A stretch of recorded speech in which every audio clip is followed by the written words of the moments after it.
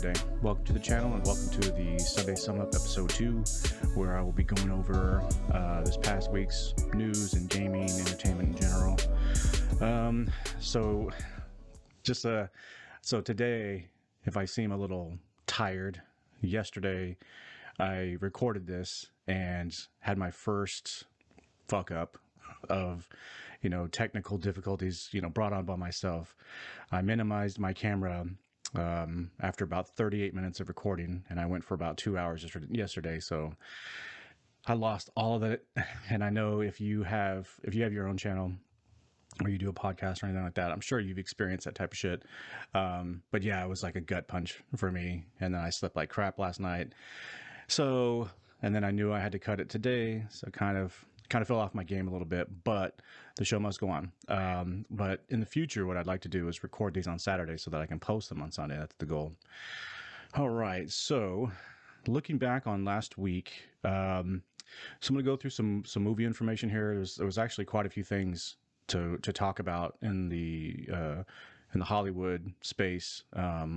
Not my favorite thing to talk about, but there are some things these are actually things that are directly related to video games. So first off, The Last of Us show on HBO, it was confirmed to not be released in 2022. It will come out in 2023. They have finished filming the show, and they will begin the post, like, what do they call them? Post effects process or whatever. They said it's going to take plenty of time, which will push it to next year. So I don't really care about this show. It's a franchise that I really like. I really liked The Last of Us 1, the first one. The Last of Us 2 is a whole other topic that I'm not going to get into, but the casting I'm not sure on. They casted Pedro Pascal as Joel, which is weird. I don't know. He just doesn't look like Joel to me. I don't see it. So not looking forward to that. I mean, I think he was great in Game of Thrones as the Viper, but his Mandalorian role, I don't know. I think the Mandalorian's way overrated, in my opinion. I think it's sort of mediocre content, but whatever. Again, that's just what I think about what he's done so far. I don't think he's a bad actor. I think he's actually a good actor. I just don't see this working. And on top of that, I don't like it. I don't like the taking video games and turning them into a TV show or a movie. Now, I will say that a TV show would probably fit this type of story better than a movie. We're going to talk about Uncharted here in a minute, and that right there is, you're talking about a cinematic game that had a full story, that had great writing, and each game had a first and second and third act, and all the games adhered to a nice timeline. And I think trying to cram that into a movie is a mistake. Now, it's not like taking a 2D side-scrolling game like Sonic or Mario and turning it into a movie, because, well, I know Mario's a little bit different. Let me fix that. I'm thinking like back in the day when you had the original Mario 1, 2, and 3, there wasn't no story. They weren't trying to push this sort of narrative or anything like that, nor there was no story arc. It was a princess was captured by a monster named Bowser, and your job was to go find her. That was it. So this type of game, The Last of Us, is very heavy on the story and the characters and the setting. So I think it could be okay. I just know that HBO, God, they have really fallen from grace. That Game of Thrones debacle was fucking, that's one for the ages. I know before that there was the Sopranos that a lot of people weren't happy with. I was one of them. The way it ended, I just didn't really like it. So we'll see what happens. Not a big fan of video games being turned into shows or movies, just because it's a completed story. It's already been told. It's kind of like, it's like taking a book and turning it into a movie. It can be done, and it can be done well. However, it's, Hollywood directors, writers, whatever, they use these stories and they sort of cafeteria shop. They take a little bit of this and a little bit of that, and they may leave out most of the good stuff. just and then cram it full of the crap that they want to put in, which is what's been happening a lot lately. So we'll see what happens with that one. Next one up is Bioshock, which is a video game. Bioshock, there was one, two, and three. Yeah, it was Bioshock 1, Bioshock 2, and then Bioshock Infinite was the third one. That's the only one that I played, and I didn't play that much of it. They have a movie that was greenlit for Netflix. I think this is another story-driven movie. I'm sorry, story-driven video game that they're going to try to turn into a movie. And if I understood correctly, they're going to focus it on Bioshock 1 and 2. They were set in sort of the underwater station, you know, this underwater city sort of environment where you're at the bottom of the ocean. It's dark and it's sort of horror. I never played them, and I know that's probably blasphemy if you're a big fan of BioShock. And you know, me being I'm a big gamer.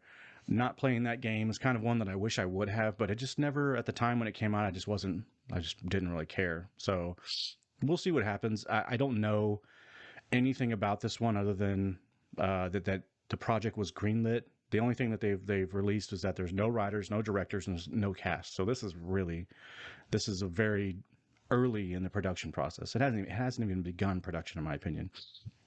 So we'll see what happens with that one too. And then the third, here we go. The third Sonic movie was greenlit, and a Knuckles spinoff was also greenlit. So I was a big Sonic fan when I was a kid. I played Sonic 1 and 2 on Sega Genesis, and I know Sonic was always sort of the redheaded stepchild of Mario. You know, Mario in its original form, Mario with a 2D side scrolling, it had really tight controls. It was programmed well. It was very well done. Sonic didn't have that sort of tightness that, you know, like, it's kind of hard to describe. Like when the controls and the hit detection and the reaction for when you press jump or whatever, you know, it wasn't as clean as Mario, and it showed, you know, and I think a lot of people, you know, especially Nintendo fans, they love to shit on Sonic. But I was a fan of both, so I don't have any problem with Sonic. I had a lot of fun playing 1 and 2. I fell off. I think it was 3 is where I just completely fell off. I was kind of over the whole side-scrolling game in general. But when this movie came out, the first one, and this is why this is kind of notable, is the director had his vision of what he thought Sonic looked like in like a real world setting. And that trailer got released, and it just got the shit beat out of it. Fans were really unhappy with it. I don't do Twitter. I don't have a Facebook account. I don't do any social media. This is really the only social media that I do. And but I was paying attention to, you know, news and media at the time, and a lot of YouTubers. And the trailer just got ate up because of how bad Sonic looked. And then I watched the trailer, and it was awful. Like, the Sonic looked like a little creepy, little weird, I don't know. He didn't look like anything like the video games. And the funny thing is the game version of Sonic is actually a really cool looking little character. Like the art design of him is cool.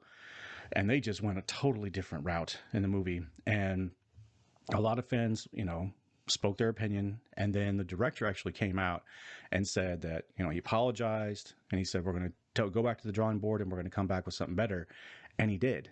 The movie I think it got delayed, and then they re-released the trailer with the completely updated Sonic, and it killed, you know, because it actually looked like Sonic. And I think that was what really pushed that movie to where it's at right now, because I didn't watch the movie. I didn't have no aspirations of seeing it. It just looked like another movie, you know, another turn off your brain and watch. And I don't know, it just wasn't something that I wanted to see. And it cast a pretty notable actor in Jim Carrey as the villain. I was a big Jim Carrey fan back in the day. Pet Detective, Liar Liar, you know, those are the movies that I really liked Jim Carrey in. Fire Marshal Bill from In Living Color. I really liked his style of acting back in that day. It was because he's an overactor. That's what he does. And his later movies, he tried to do some serious roles, and I know some people really like. I think it's called Majestic. I never really saw. I didn't see it. I never really wanted to see it. And I kind of got tired. Like The Mask was a really perfect role for him because he could just be as nuts as he wanted to be, and it fit this character. So this character was sort of a revival for him because I think his name is it's like Dr. Robotnik or something like that. But he's the villain. He's the Bowser to Sonic. That's what he is. And he's this sort of mustache twirling villain, excuse me. And Jim Carrey played the role really well, and good for him. He's a weird guy in general, but I don't agree with him on a social level in any way, but still, I mean, he can still capture these types of roles and do them really well. And my understanding is that he did well in it, so good for him. But I think that the director listening to the fans and making an effort to stay true to the lore and true to the IP was a big reason why that movie was successful. If the director had just given the finger to the fans and said suck it up, I think that movie would have bombed for sure, and they would not be talking about a sequel or a trilogy now or a spinoff. And I think that that's really the most important thing that when I saw this was I started thinking like, man, good on them and I'm rooting for this to be successful because, you know, shitting on fans is something I can't take. I don't care if you have, I don't care if you have 20 fans or if you have 2 million fans.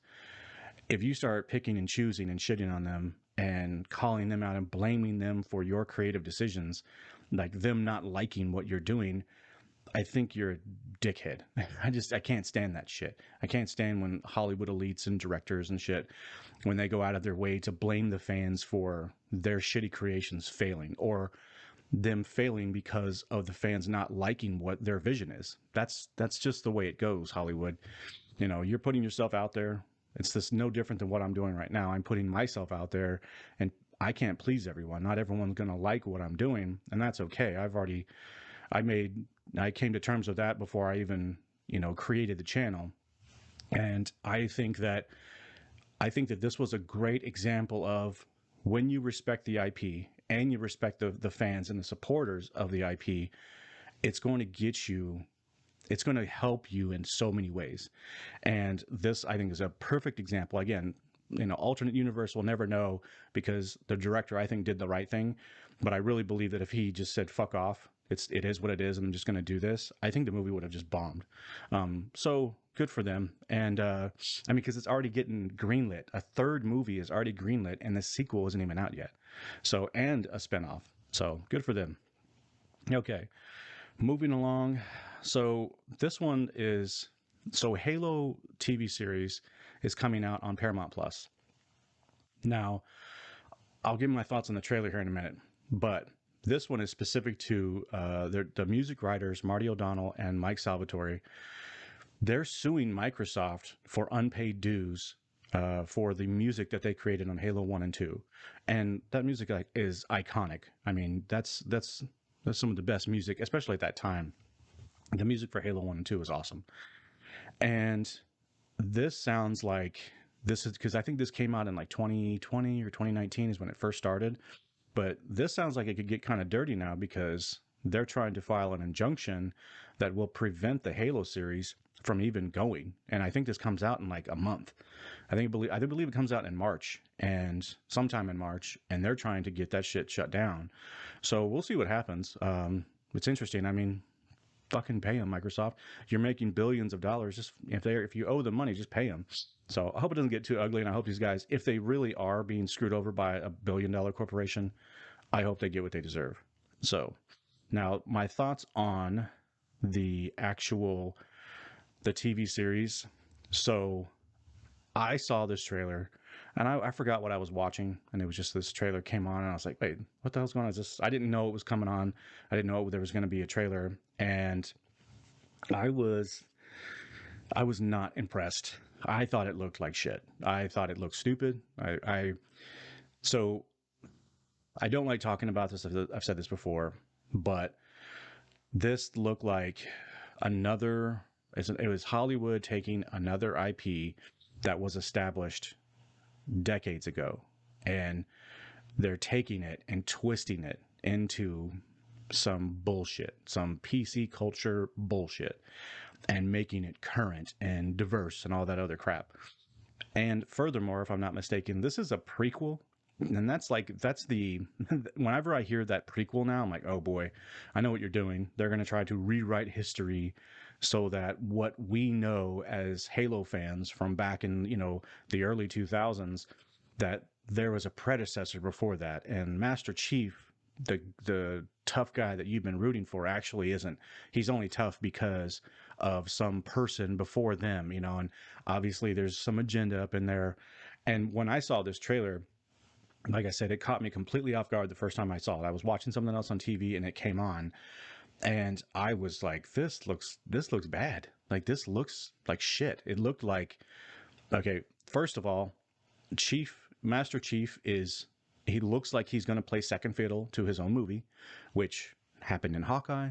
We saw the same shit with Luke Skywalker. We've seen this story before, and there's girl boss, girl villain, girl is the key to everything, and it's just tired. I'm so tired of it. And when I saw it, I thought, wow, Chief was just, he was, they're using something or a figure from an IP that the Gen Xers and the baby boomers, maybe not so much the boomers on this one, but definitely the Gen Xers are the fans of the original IP. And now they're just sort of using this IP and an iconic character in gaming, and just to get their agenda shit going. And it's so off-putting. And one more thing that I saw in this in the trailer, can we just stop taking music, like classic songs, ballads, like songs that were written 20, 30 years ago, and in this particular case, this is the pattern.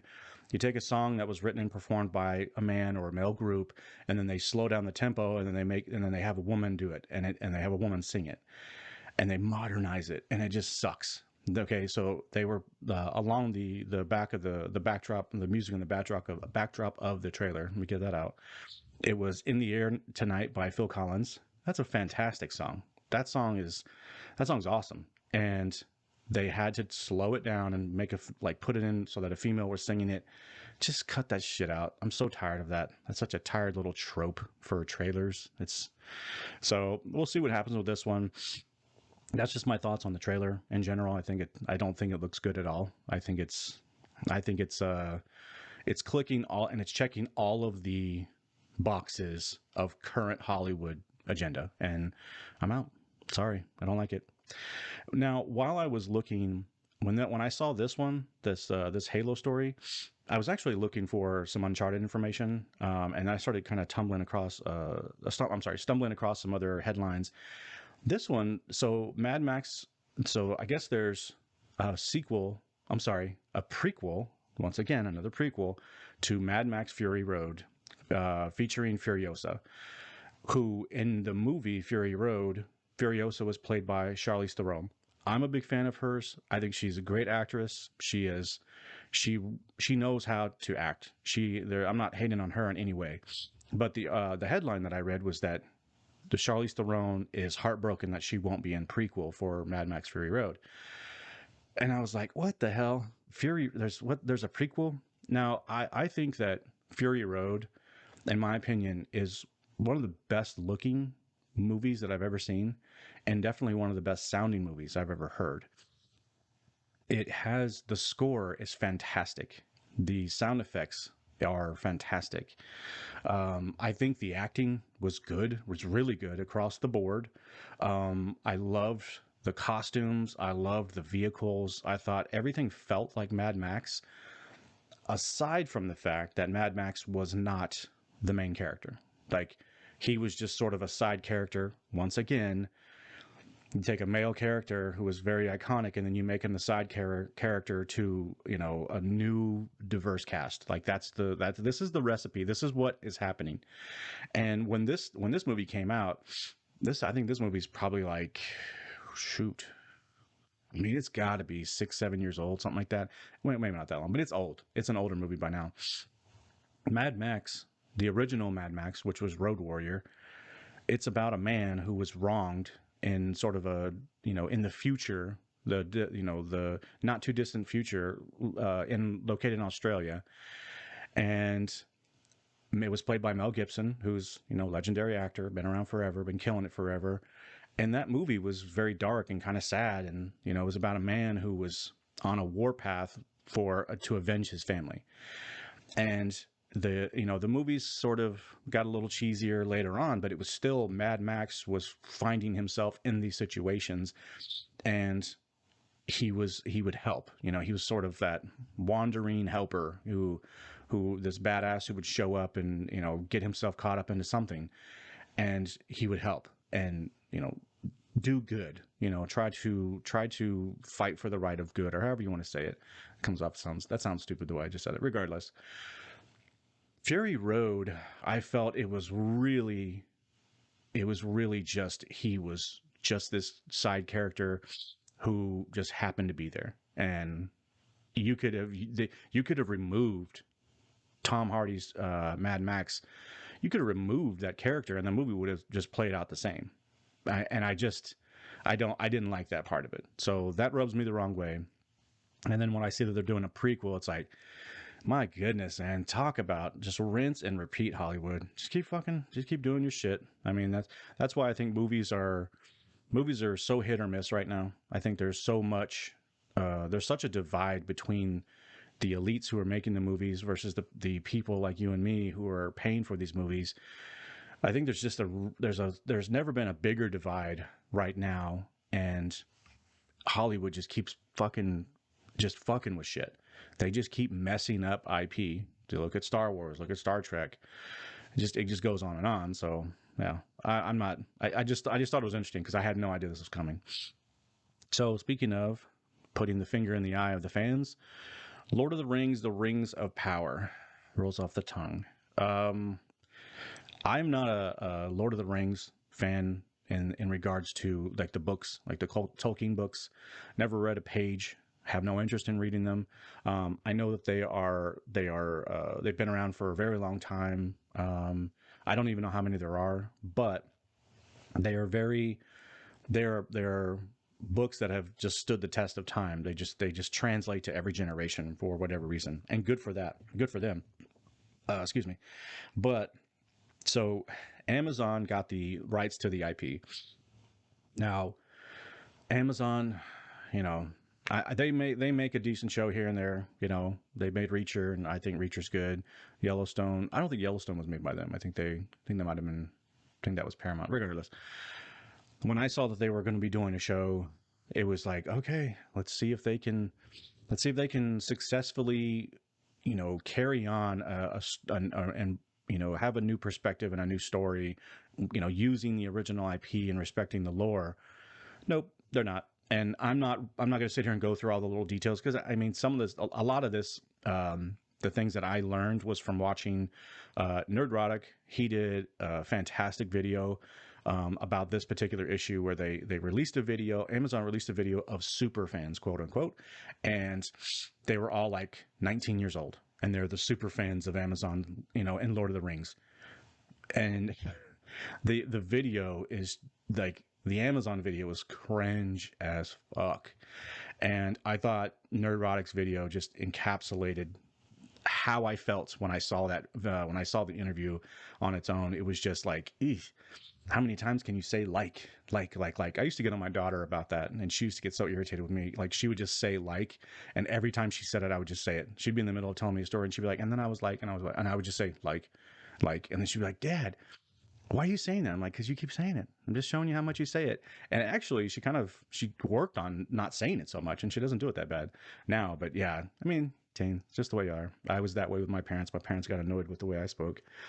But these three super fans, they don't sound like they know what the hell they're talking about. Just as a layman, for myself, as being a normie, the things that they were saying, it was just breathtaking, stunning, diverse, you know, and then so much of just sort of that narcissistic, I can see myself in the show now, and now I feel better. The show is good because I can see myself in it. Boy, that's getting real old too. Another YouTuber that I would recommend is Just Some Guy. He has some really great videos on Lord of the Rings, and he like I've listened to him talk about like his, you know, how he feels about Lord of the Rings in general. I mean, he reads the books annually, watches the movies annually. He is a uber fan. But yeah, I would recommend Just Some Guy and Nerdrotics videos. Those are good. Those are good sources for Lord of the Rings, just lore in general. Because I'm just like being a normie, I just don't know. But boy, it was trash. That video was there. The Amazon video was garbage, and if I'm not mistaken, they actually unlisted it. So it was that bad. It was getting ate up. So all right, moving on. Now we're going to talk about Uncharted. So I did a video reaction to the trailer when it came out. Uncharted is a video game, a Sony exclusive video game made by Naughty Dog. And there's Uncharted 1, 2, 3, and 4. And then there's Lost Legacy, which was a spinoff. And I didn't play the spinoff. I only played 1 through 4. Loved them. They're one of the most, they had the biggest impact on me in terms of a franchise. The characters in those games are just, they're so great. And I really love Uncharted the games. Now, I didn't like the casting. I think Sony Pictures is capitalizing on the Tom Holland craze right now because of his the Spider-Man movies. I don't think they're that great. I thought Homecoming was a decent movie. I thought it was good. I enjoyed that movie. It's fun. But I thought Far From Home was trash. I thought that movie sucked. And I thought that No Way Home, I thought I thought it was a good movie, and I enjoyed it, and I had fun watching it. But Sony and Hollywood in general, they knew that they needed to jangle the nostalgia keys to the boomers and the Gen Xers. They just had to do it. And they brought in Tobey Maguire, and they brought in Andrew Garfield, and they brought in Dr. Octavius, Green Goblin. They brought in these characters from previous movies, and I thought they did a great job of melting the two together, and I thought the product was good. I really did. I enjoyed that movie, but I knew what they were doing. If those movies, I'm sorry, if that movie didn't have all of those characters from the previous movies, the Tobey Maguire, Andrew Garfield, Spider-Man interpretations or movies, however you want to say it, I don't think that movie would have done near as well. And that's just my opinion. You know, we'll never know because that's not how it went down. But I just think that Sony throwing Tom Holland and casting him as Nathan Drake, I thought his look originally, like the first, casting sort of costume photos, I thought he looked good. Like he looked like Nathan Drake. He just looked like a really young Nathan Drake. And at the time I was like, hey, this will work. He's going to be, 17-year-old Nathan Drake, 19-year-old Nathan Drake. But he's not. He looks like a little boy. He looks like a little boy compared to where I believe they are picking up, like in his story. And the casting of Mark Wahlberg as Sully, fucking joke. I laughed at that. That to me was a slap in the face to fans because he looks nothing like Sully, and he doesn't act anything like Sully. At least what I saw in the trailers.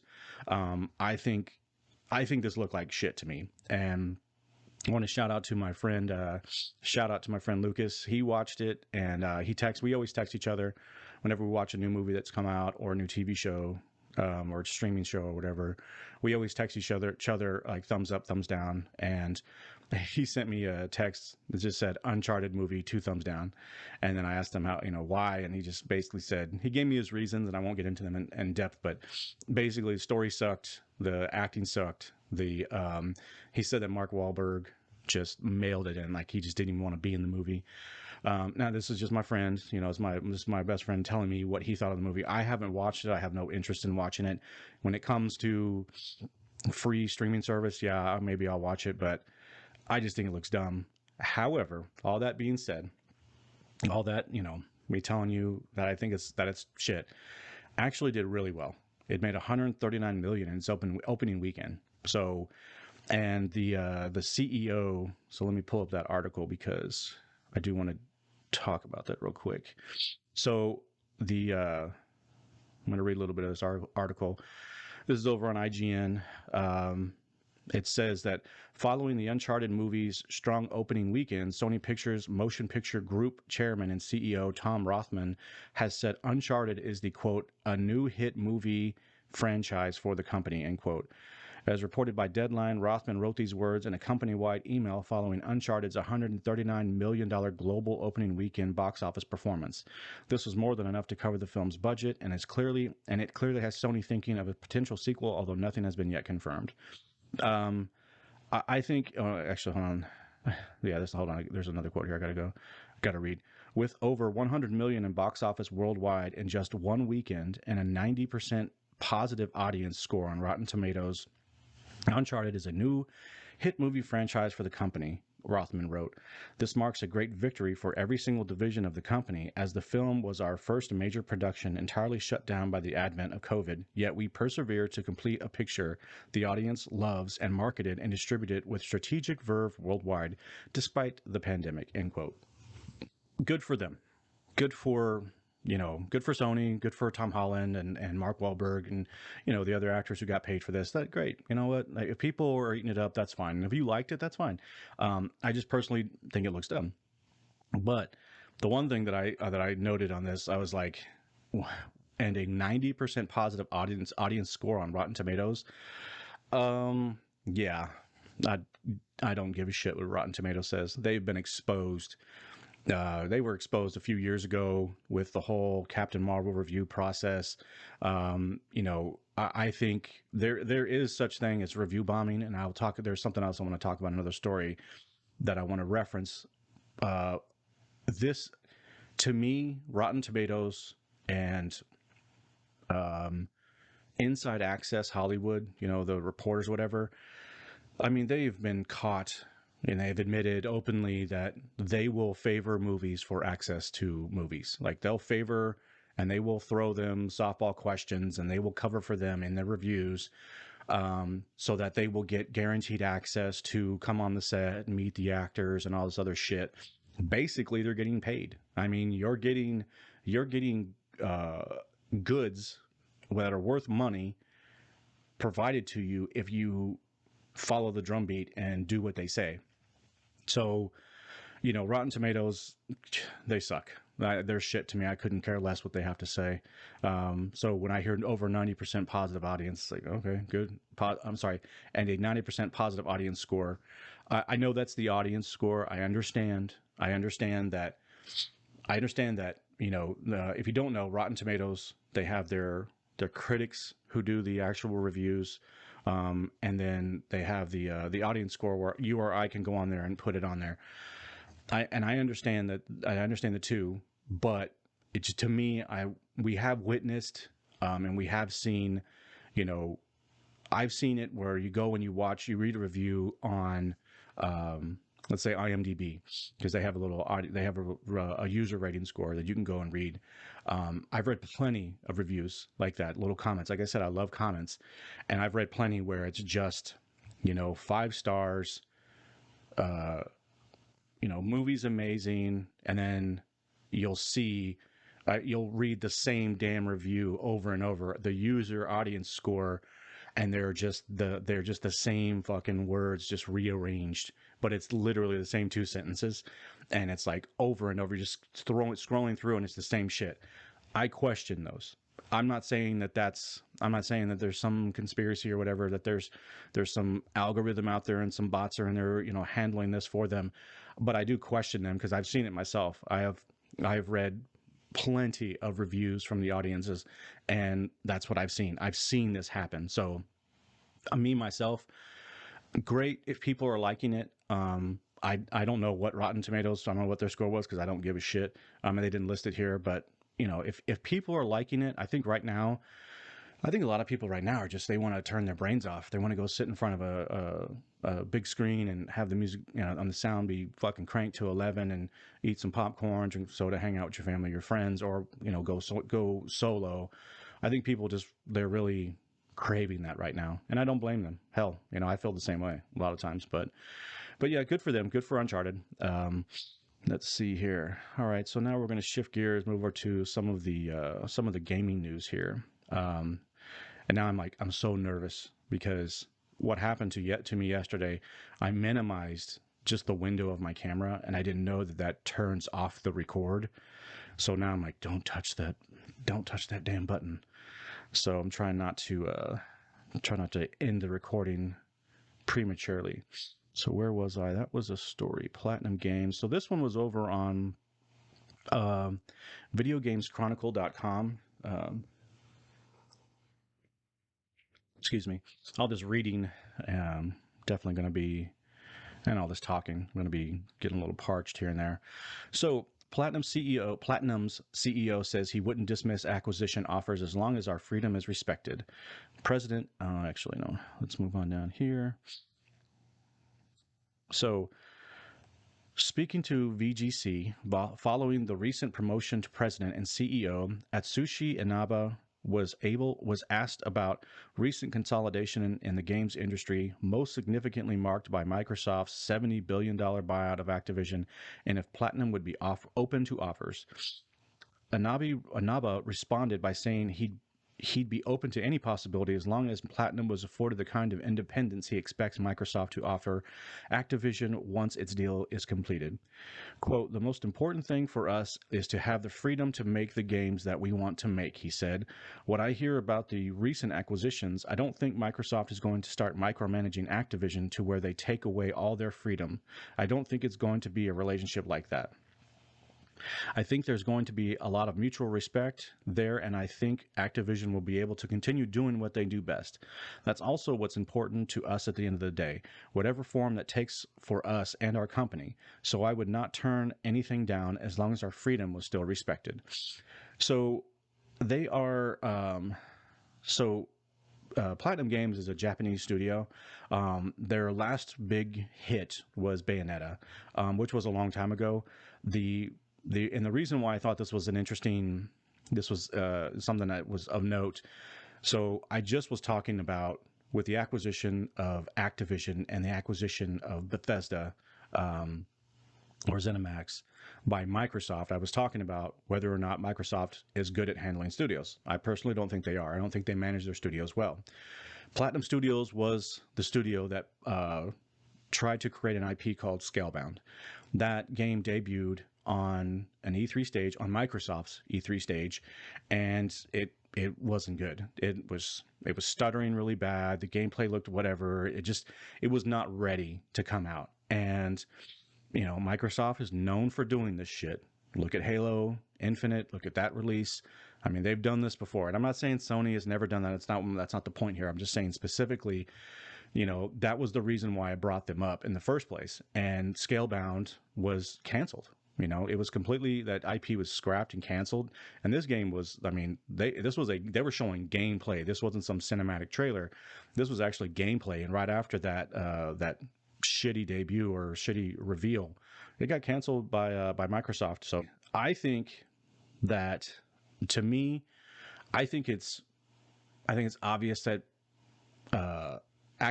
Platinum wants Microsoft to purchase them. I think that was the last big publisher that they worked with, was Microsoft. Microsoft used their billions of dollars war chest to help them, with funding and marketing and whatever. They gave them some stage time at E3. So sure, why wouldn't they want them to buy them up? And I think what he's saying is pretty standard shit. Yeah, you don't want to get purchased and then be told you have to go make a 2D side scroller for a mobile studio, or you're going to make mobile games from now. No one, I don't think any creator wants to hear that. So it makes sense that he would say these things.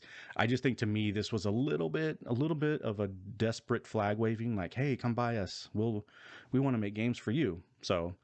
And there was another kind of, if you don't know, Microsoft being an American company or American-based company, and Platinum Games being a Japanese studio, a lot of these studios that are in Japan, they typically work with Sony, and Platinum being bought by Microsoft, that was kind of a big deal when they were helping them out with Microsoft was helping out Platinum with Scalebound. It was kind of a big deal because it was like, oh, they're helping out and they're working with this Japanese studio, and and that would be cool. I mean, I don't have any problem with that. It's just if you don't know, that's kind of there is sort of a dotted line between the two. Most Japanese studios only work with Sony or multi-platinum. So, all right, so we're gonna move on here. So this one, fucking EA, man. So EA and Dice. I just let me pull up the story. Where is it at? Give me 1 second here. To EA right here. So, if it'll load. Come on, computer. Yeah, something's happening here. Let's see if refreshing helps. So this was an article over on Kotaku. If I can get it to come up, because now it's not coming up. There were some quotes in there that I wanted to read. So regardless, this is loading. I don't know if it's going to work. Let's see.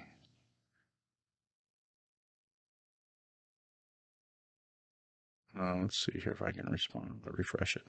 There it goes. Sorry about that. So, report. This was, this was on Kotaku. Report: EA executives blame Halo COVID for Battlefield 24's failures. So, I think that EA has caught a lot of heat over the last few years. They've been voted like worst corporation, or I don't know, it was like worst corporation or most evil corporation, whatever, for a few years, and this is the type of shit that I think warrants this type of bad press. EA has a habit of buying shit and or joining up with studios, developers, and EA is making tons of money. They're very big into FIFA and Madden, and that's where they make tons of their money, and they use that cash and that cachet that they have with the industry to push these types of games, because Dice is the company that develops Battlefield, and I don't remember if Dice has always been published by EA, but I do know that EA, whenever they hook up with any sort of studio, it just doesn't seem to turn out well. And I think the reason why, and I think most people understand this, is that EA doesn't give a fuck about creativity. They care about making money. That's it. And okay, back in the day when they were still just Electronic Arts, playing Need for Speed on my PC when I was in high school, was a Need for Speed Hot Pursuit, like the very first one. That was when Electronic Arts was fresh. They were new, and then they went to EA, and they've grown to that mega corporation that I think a lot of people don't. I think a lot of people they see all corporations as evil, and I understand that. I don't think the world should be ran by corporations, but EA they've earned a lot of the bad press. This type of shit happens regularly with the studios they hook up with. So let's see. So talking about, this was in the article. So where was it? So with the game having been out for 3 months now and things far from improving, a report on Xfire says that EA executives recently held an internal quote-unquote town hall meeting where not only was the game described as a miss, but a number of reasons were put forward for this calamitous launch. This was all in order to try to plot a path out of this mess. So first up, here's the kind of admission you don't see very often in this industry about games of this scale, even if it's an internal meeting. Laura Miele, M-I-E-L-E, I don't know if that's right, but Laura Miele, EA's chief studio officers, led the discussion on Battlefield 2042 by acknowledging EA's wider successes, both past and present, but said, "It's really important to acknowledge when we have misses." Miele continued, "This is certainly the case with Battlefield's launch, which failed to meet the expectations of our players and also clearly missed our own expectations. Means it didn't make enough money." Moving on to the factors blamed for the launch woes, Mills cites everything from the aging Frostbite engine. Quote, the Frostbite version they were on was so old they had to go back and update, so it was basically putting the game on a new engine, end quote. To the pandemic, quote, at a global pandemic halfway into the project where the game teams had to work from home, we ended up with more new variables in development than we had ever experienced before, end quote. To the bug count, which was, quote, historic levels for a dice game, end quote. One final and very funny reason Mio cites is Halo Infinite, a game that is not Battlefield 2042. It came out around the same time and apparently created a comparison for multiplayer shooter fans that, quote, was not favorable because Halo Infinite was a very polished title, whereas Battlefield 2042 contained bugs and wasn't as polished, end quote. No shit. And I think that this sort of corporate speak is why people like myself don't like EA. This is the type of shit. Them blaming the okay, so let's just look at the specifics that this woman said. Number one, the Frostbite version that they had was old, so that was a problem. Well, you knew about that, so the company was aware. Dice was aware. EA was aware that they were building on the wrong engine. Okay, that's your own fucking fault. Next one, global pandemic. Okay, that is an outside roadblock. I get it, and I understand that. Sure, I think a lot of things got moved to the right. Their dates got pushed to the right. A lot of shit got canceled. Okay, that one I understand. Excuse me, where's the last one? Where was it? New variables. Oh no, I'm sorry. I thought there was another one. It was the Halo Infinite one. And then saying that Halo Infinite coming out and being so polished that multiplayer, multiplayer gamers, um, they were going to compare the two because Halo was polished and Battlefield 2042 wasn't. Yeah. Well, then what does that have to do with anything?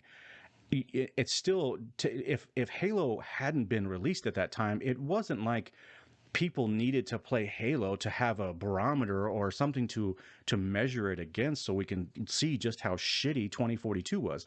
Battlefield was shit from the word jump. It was just bad. They had a what do you call it? It was kind of like a beta where it was, and I want to say it was mainly just media and reviewers. It was a small group of people that got access to play a opening demo of 2042 just like a month before the game was set to release. And all of the press and all of the reviewers came back and said, this game looks buggy. And there was like, we have concerns. Can they fix this in time?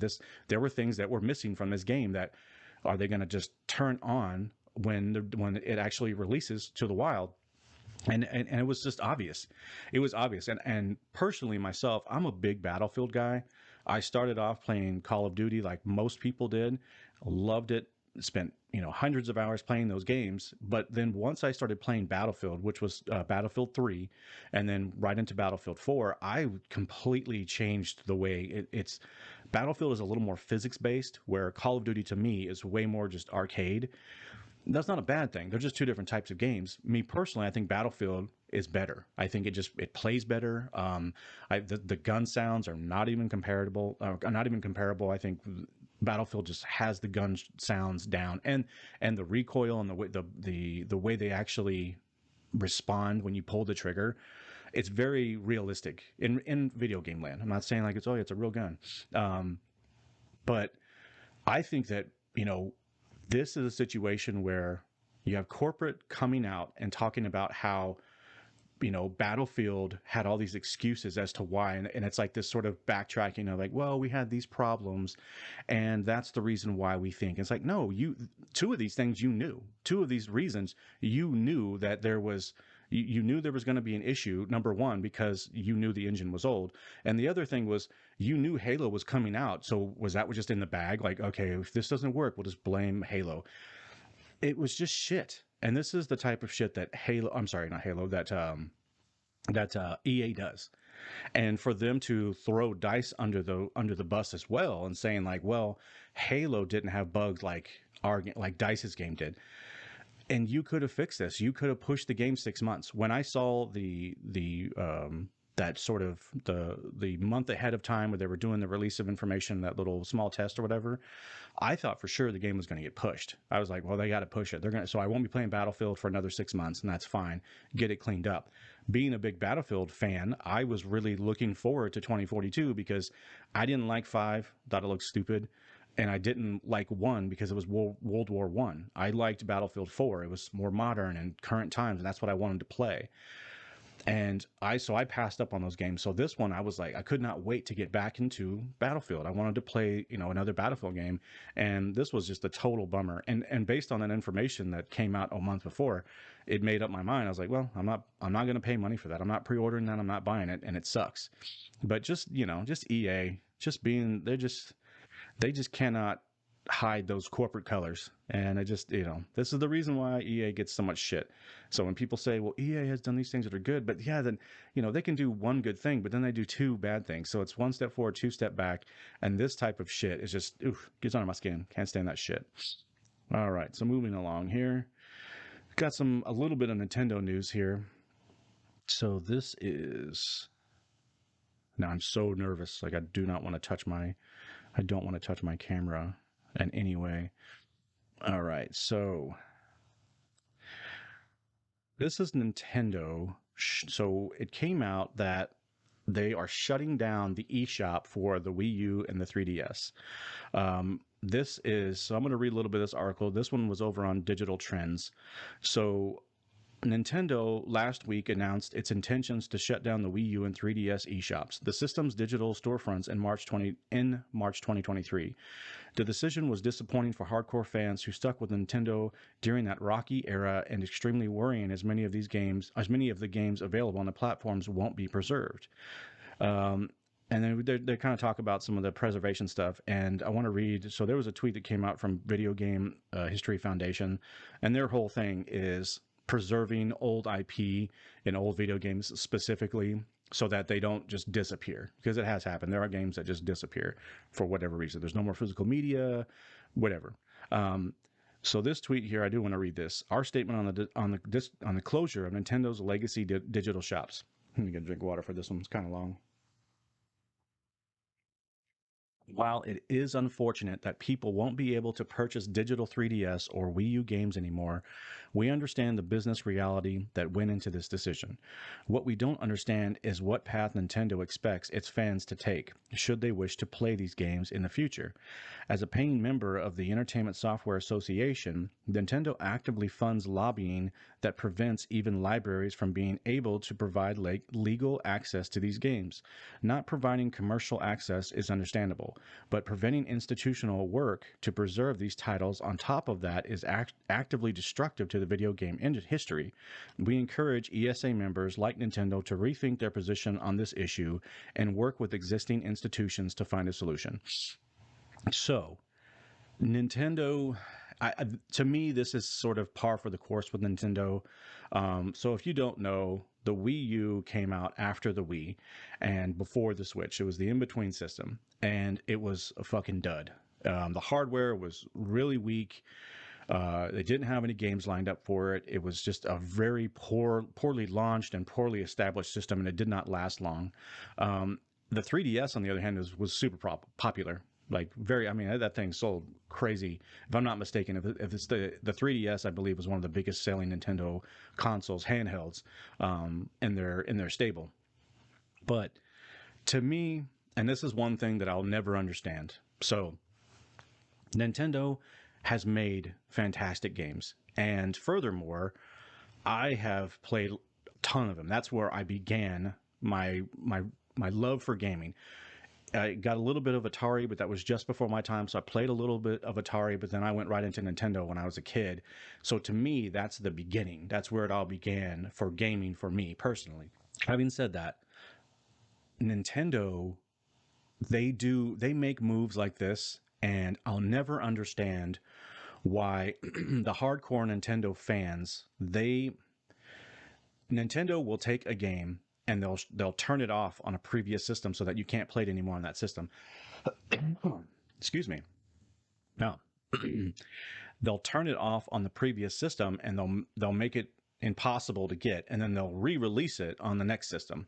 Or they'll, you could have it on your older system, but you cannot, it won't transfer over to your new system. And this to me, and this, this is me comparing like Sony to Nintendo. you know I understand that Nintendo has made, just legacy games, games that will be on, they'll live on forever. And they make fantastic games. They have a very specific group of IP that they just keep making the same games and the different types of games, and they do a great job of innovation in terms of gameplay and how you play the game and the way it's, like the graphics and different sort of the format of the game. Good for them. But it always bothers me that, so like when Sony went from PS4 to PS5 or PS3 to PS4 even, there was some fuzz. I'm sorry, some fuss about fuzz. There was some fuss about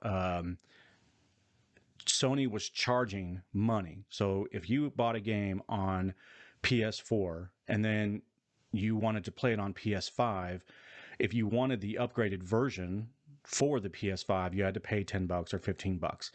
And the media just chewed that up, and content creators chewed that up. They're oh my god, this fucking money grab, I can't believe it, this should be free, yada yada yada. And it's like, okay, I'm hearing that argument and I understand and I don't disagree with you entirely. And then Nintendo does the same shit, except they charge $70 fucking dollars for the current game. They re-release the game as though it's new, and Nintendo fans defend it, and they defend it saying, well, these are Nintendo games and they're just fantastic. And it's like, well, that's great. And I will never tell anybody how to spend your money.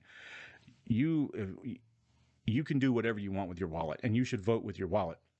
But that is such a hypocritical argument to hear people give Sony shit for charging $10-15 for an upgrade and then forking over the money happily to Nintendo and just saying, well, it's because they're better games. Like, okay, you're picking and choosing. You're a Sony, Nintendo, I'm sorry, you're a Nintendo fan, and you want to, this is a chance for you to take a shot at another console. Okay, but I can see that. I can see you're not trying to be objective. You're subjectively just picking and choosing who is okay to do something and who is not okay to do the exact same thing, or worse, because I think it's worse. Now, having said that, them turning off the eShop and, just ending these games, I think it sucks. I think it sucks for gaming, because I do believe that, these sort of foundations or these sort of organizations who are looking to preserve video games for the future generations, I think it's important, and I know you may not be as a hardcore gamer as myself, but if you think about some of the most notable IP and sort of like movies, books or whatever, and you just say, well, we can no longer access this and we're just going to cut it off, and it's something that was really loved at its time, that sucks. And in any sort of medium, and I think that I think this sucks. I just don't like it. But it's this the type of shit that Nintendo does. And to me, it's like, okay, so they're going to shut off all these games, and then they're going to go back and pick and choose games that were exclusively on the Wii U that you can no longer get. And then now we're going to re-release them on the Switch or the Switch Pro or whatever their next system is. And it's up res, so boom, it's worth $70. And I mean, and you got to vote with your wallet. And I always encourage people to do that. I think that's very sound advice. I think this sucks because they were saying on the article, it's around 1,000 digital only games that will just vanish. That's a lot. That's a lot. I mean, sucks for those developers, sucks for gamers. So not a big fan of this. All right, so let's move along here. GoldenEye revival is possible. So this one was over on Screen Rant.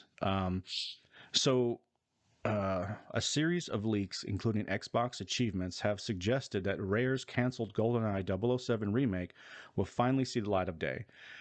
Let's see. A new leak suggests that GoldenEye 007 is making its grand and long-awaited return via a new version on Xbox. GoldenEye is one of the most beloved movie tie-ins ever made and is widely regarded as one of the best James Bond games, even with its age. It's a key part of a lot of gamers' childhoods, and if the rumors sparked by this leak are true, it just might be coming back. At one point, Rare was working on an Xbox 360 remake of GoldenEye. The game was to be incredibly faithful to the original, but ultimately fell apart due to rights issues. Of course, Activision, took its opportunity to do a completely different remake of GoldenEye with Daniel Craig replacing Pierce Brosnan as James Bond. It was more akin to the other Bond games that Activision had been publishing to tie-ins with Craig's films, but it still received mostly positive reviews from critics. Although it never established the following that the original did, it was accepted by some audiences. With that said, it would seem that their beloved game is making a return in its original form following the momentum of GoldenEye in 2021. The game's achievements have leaked on True Achievements. So, if you don't know, I'm sorry, not Xbox. Nintendo 64 was where GoldenEye came out on, and at the time, it was revolutionary because it really changed the way first person shooters would be played on consoles going forward. And then Xbox came along with Halo and perfected it. And now we play every first person shooter pretty much the same way for the last 20 years. This game to me is very near and dear to my heart. I played lots of this game when I was young. I was in my late teens or something like that. I was young, but I wasn't like a kid. I don't know, late teens to me as a kid, now that I'm the age that I am. But regardless, I have a lot of fond memories of this game, and it was, the couch co-op sort of multiplayer. I mean, this was a game changer for gamers, and I'm rooting for this one. The only thing that I'm wondering, because is it linked to Xbox as an Xbox exclusive, which that's fine, that's okay. Exclusives are, they're going to be the way they are. I just want to see it come back. And the only thing that kind of that I'm like, well, are we just doing the nostalgia thing again? Are we going to just tug on the nostalgia of the baby boomers? I'm sorry, not the boomer, the Gen Xers and the baby boomers, and we're going to re-release something that's old as something new for cash, just to make the money? Or is this a true, real remake where it's going to have a real, well-balanced multiplayer and a great, campaign to go along with it? Is it going to be a complete game, or is this just going to be a money grab? Is this going to be, because to me, what I smell what I hear and what I'm smelling is this is probably going to be a multiplayer only battle royale type game. A little more condensed, maybe not the giant island of Fortnite or Warzone or whatever, but that's what I hear. I don't think that they're going to make an actual story driven game. This to me sounds like, this is just a money grab for another Fortnite spinoff. Maybe, like I said, on a smaller scale. I could be wrong, and I'm it's nice to see it come back. And furthermore, you know, this GoldenEye at the time, like I said, was revolutionary. You know, now it's just coming back as a remake. Does it have the legs? Does it have that mind share for people to actually want to buy? Because I got to say, if they came out and they remade it and it was a story driven game, I would be interested in it. If it's multiplayer only, I really don't care. I'm not much of a multiplayer gamer that much anymore. I still play it. It's just a lot less now that I've gotten older. So we'll see. I don't know. Not hating on it. And if it's Xbox only, that's cool. Whatever. If it's a great game, hey, good for you guys. Good for you. Xbox players, or you Game Pass players. Okay, moving along here. So, Assassin's Creed Valhalla. So this one has a couple of pieces to it. Let's see. So first of all, it's made over $1 billion. So it's obviously done well. Um, where was it? This one was over on Games Radar, and the article is refreshing. So, basically, it sounds as though Ubisoft, who is the developer of Assassin's Creed and the publisher, their game Assassin's Creed has been it has been a what do you call it? yearly franchise. I was losing my mind. I was watching the wheel spin. It was distracting me. I apologize, but it has been an annual release for a long time now. And the last game that came out, and I'm a fan. I was there for Assassin's Creed 1, 2, 3, 4. Black Flag is one of my favorite games of all time. It's amazing ship combat and fun, everything. I loved it. The pirate setting. I missed out on Rogue, but I played the other ones. I played Unity, and but as the games grew, I'm sorry, as the games carried on over the years, they did start to get samey. And I was actually one of the few that applauded the Origins when they rebooted just the combat completely. They added a gear system, they added a weapon system, they changed it to a little more of a a third person melee combat game. I actually really enjoyed it because I had played so much of the older stuff that it was time for a change. The one thing that I thought was missing was stealth, and I didn't like that. I didn't like the fact that it was just so heavily based on just straight up combat and not sort of being an assassin, and in the shadows type of assassin. So I'm going to read this, and because this was kind of good news for me. So, a new Assassin's Creed game is reportedly in the works. I'm sorry, let me give this was Games Radar. Sorry. A new Assassin's Creed game is reportedly in the works at Ubisoft, starring a character you've already met in Assassin's Creed Valhalla. According to a report from Bloomberg, the new Assassin's Creed game is codenamed Rift and is planned to be released either later this year or sometime in 2023. The project apparently started as an expansion for Assassin's Creed Valhalla, but Ubisoft decided to build it out into its own game, at least in part, to help fill out its relatively sparse release calendar. The new game is set to star Basim, the master assassin who plays a prominent role in the events of Assassin's Creed Valhalla. Rift will also reportedly not be a massive open-world RPG with a deliberately smaller scope and greater emphasis on stealth than Valhalla, Odyssey, and Origins. Rift apparently set to arrive before Assassin's Creed Unity, which Ubisoft confirmed in October is not a free-to-play game, though it will expand the series' scope with live service elements. So, I think, let me see, there might be a little bit more here. Odyssey, Basim, earlier days. Oh, yeah, actually, this is kind of so let me finish this. A report from Eurogamer corroborates Bloomberg's information about the game and adds that it may be set in the Iraq capital of Baghdad. Its overall world scale will be comparable to one of the individual map regions from Valhalla or Odyssey, and it's set to show more of Basim's earlier days before he was a master assassin.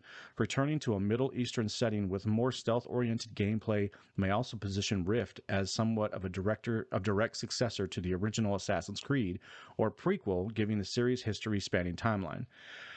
Now, so for me, them being Ubisoft, going back to a more roots of stealth, which was Assassin's Creed, because if you never played the earlier games, it was very focused on being in the shadows, hiding in plain sight. And there was game functions within the world that you were in where you could blend in, and you needed to blend in with groups of people in a crowd or chilling out on a bench and letting your targets like walk by, and you were hiding in plain sight. You weren't just running around lighting your swords on fire and just burning everything down and blowing everything up. I'm really happy to see this sort of go full circle and take another turn and innovate and adapt and give the market what they want, because I think a lot of people really want a more stealth oriented game. As I said, I enjoyed Origins and I really enjoyed Odyssey. I know a lot of people didn't, and I understand why, and I think the reasons for not liking them are totally understood and just. I did not like Valhalla. Valhalla, I thought, sucked. And it had nothing to do with the open world and being, this big, bloated open world. The problem that I had with it was the number one, the combat tree. There was a skill that you could unlock pretty early on, which is basically a curb stomp. And you could stun enemies and they would fall down. And once they fell down, you just went over and you did this one move, and it was a curb stomp, and it just took out like a ton of their health, if not just killed them. And then I realized that I just stunned, stomped, stun, stomp over and over and over again. And the combat I thought was, after that point, I was like, this is boring. I don't like this. It's not working for me. I did like the meta game within it where you're building a village and you're building your community. I love that type of stuff. The thing that really broke the game for me that I was completely out on was the gear system. And they changed gear from a loot style where in Origins and Odyssey, if you defeated an enemy, they had potential of dropping gear, and there were very specific enemies that were, heavy hitters that took some, you had to work to kill them. They dropped better gear, and you can improve your gear. You got materials to help improve your gear, weapons and your armor and whatever. And they also had gear sets. So if you wore all 5 pieces, then you would get these perks, and it was really fun. And every region of the map had a different gear set that was located somewhere within it, and you went around defeating enemies and finding and discovering treasures that might have it in there. So I really liked that part. And I understand. I understand some people didn't like it, and I get it. But I really enjoyed it. And in Valhalla, they completely did away with it. And gear was found and only found. So you could defeat a badass boss, and you may get some materials that can up you can improve your weapons or your gear that you had on you, but it never changed the way it looked. There was only when I started the game, as an example, once I got the gear that I got, that I played that game for about, I completed the opening area, and then I started my little village in England, and I did some raids and started getting bored. But that's when I really noticed, I'm like, I'm wearing the same fucking gear. What's going on? Where's my new weapons? Where's my new shit? I want to get more powerful. And it wasn't. I was just improving the gear that I had, so I looked exactly the same. And I thought it sucked. And once I realized that you had to go around and you just had to find little markers on your map because it was highlighted, you just go and did whatever was there, and then you got the chest, and then you got the piece of gear, and then you moved on. So I really thought they was just a major step backwards from Origins to that one. I'm sorry, from actually it was Odyssey to Valhalla. I didn't like that. And I wanted to love Valhalla. It's, the Viking setting. I really think it's cool. Like, Norse mythology is really cool, and I really loved it. I was so excited for that game, and it was such a bummer. But this seems like, and I don't recall this Basim character. I don't think so. I think I might have met him along the way.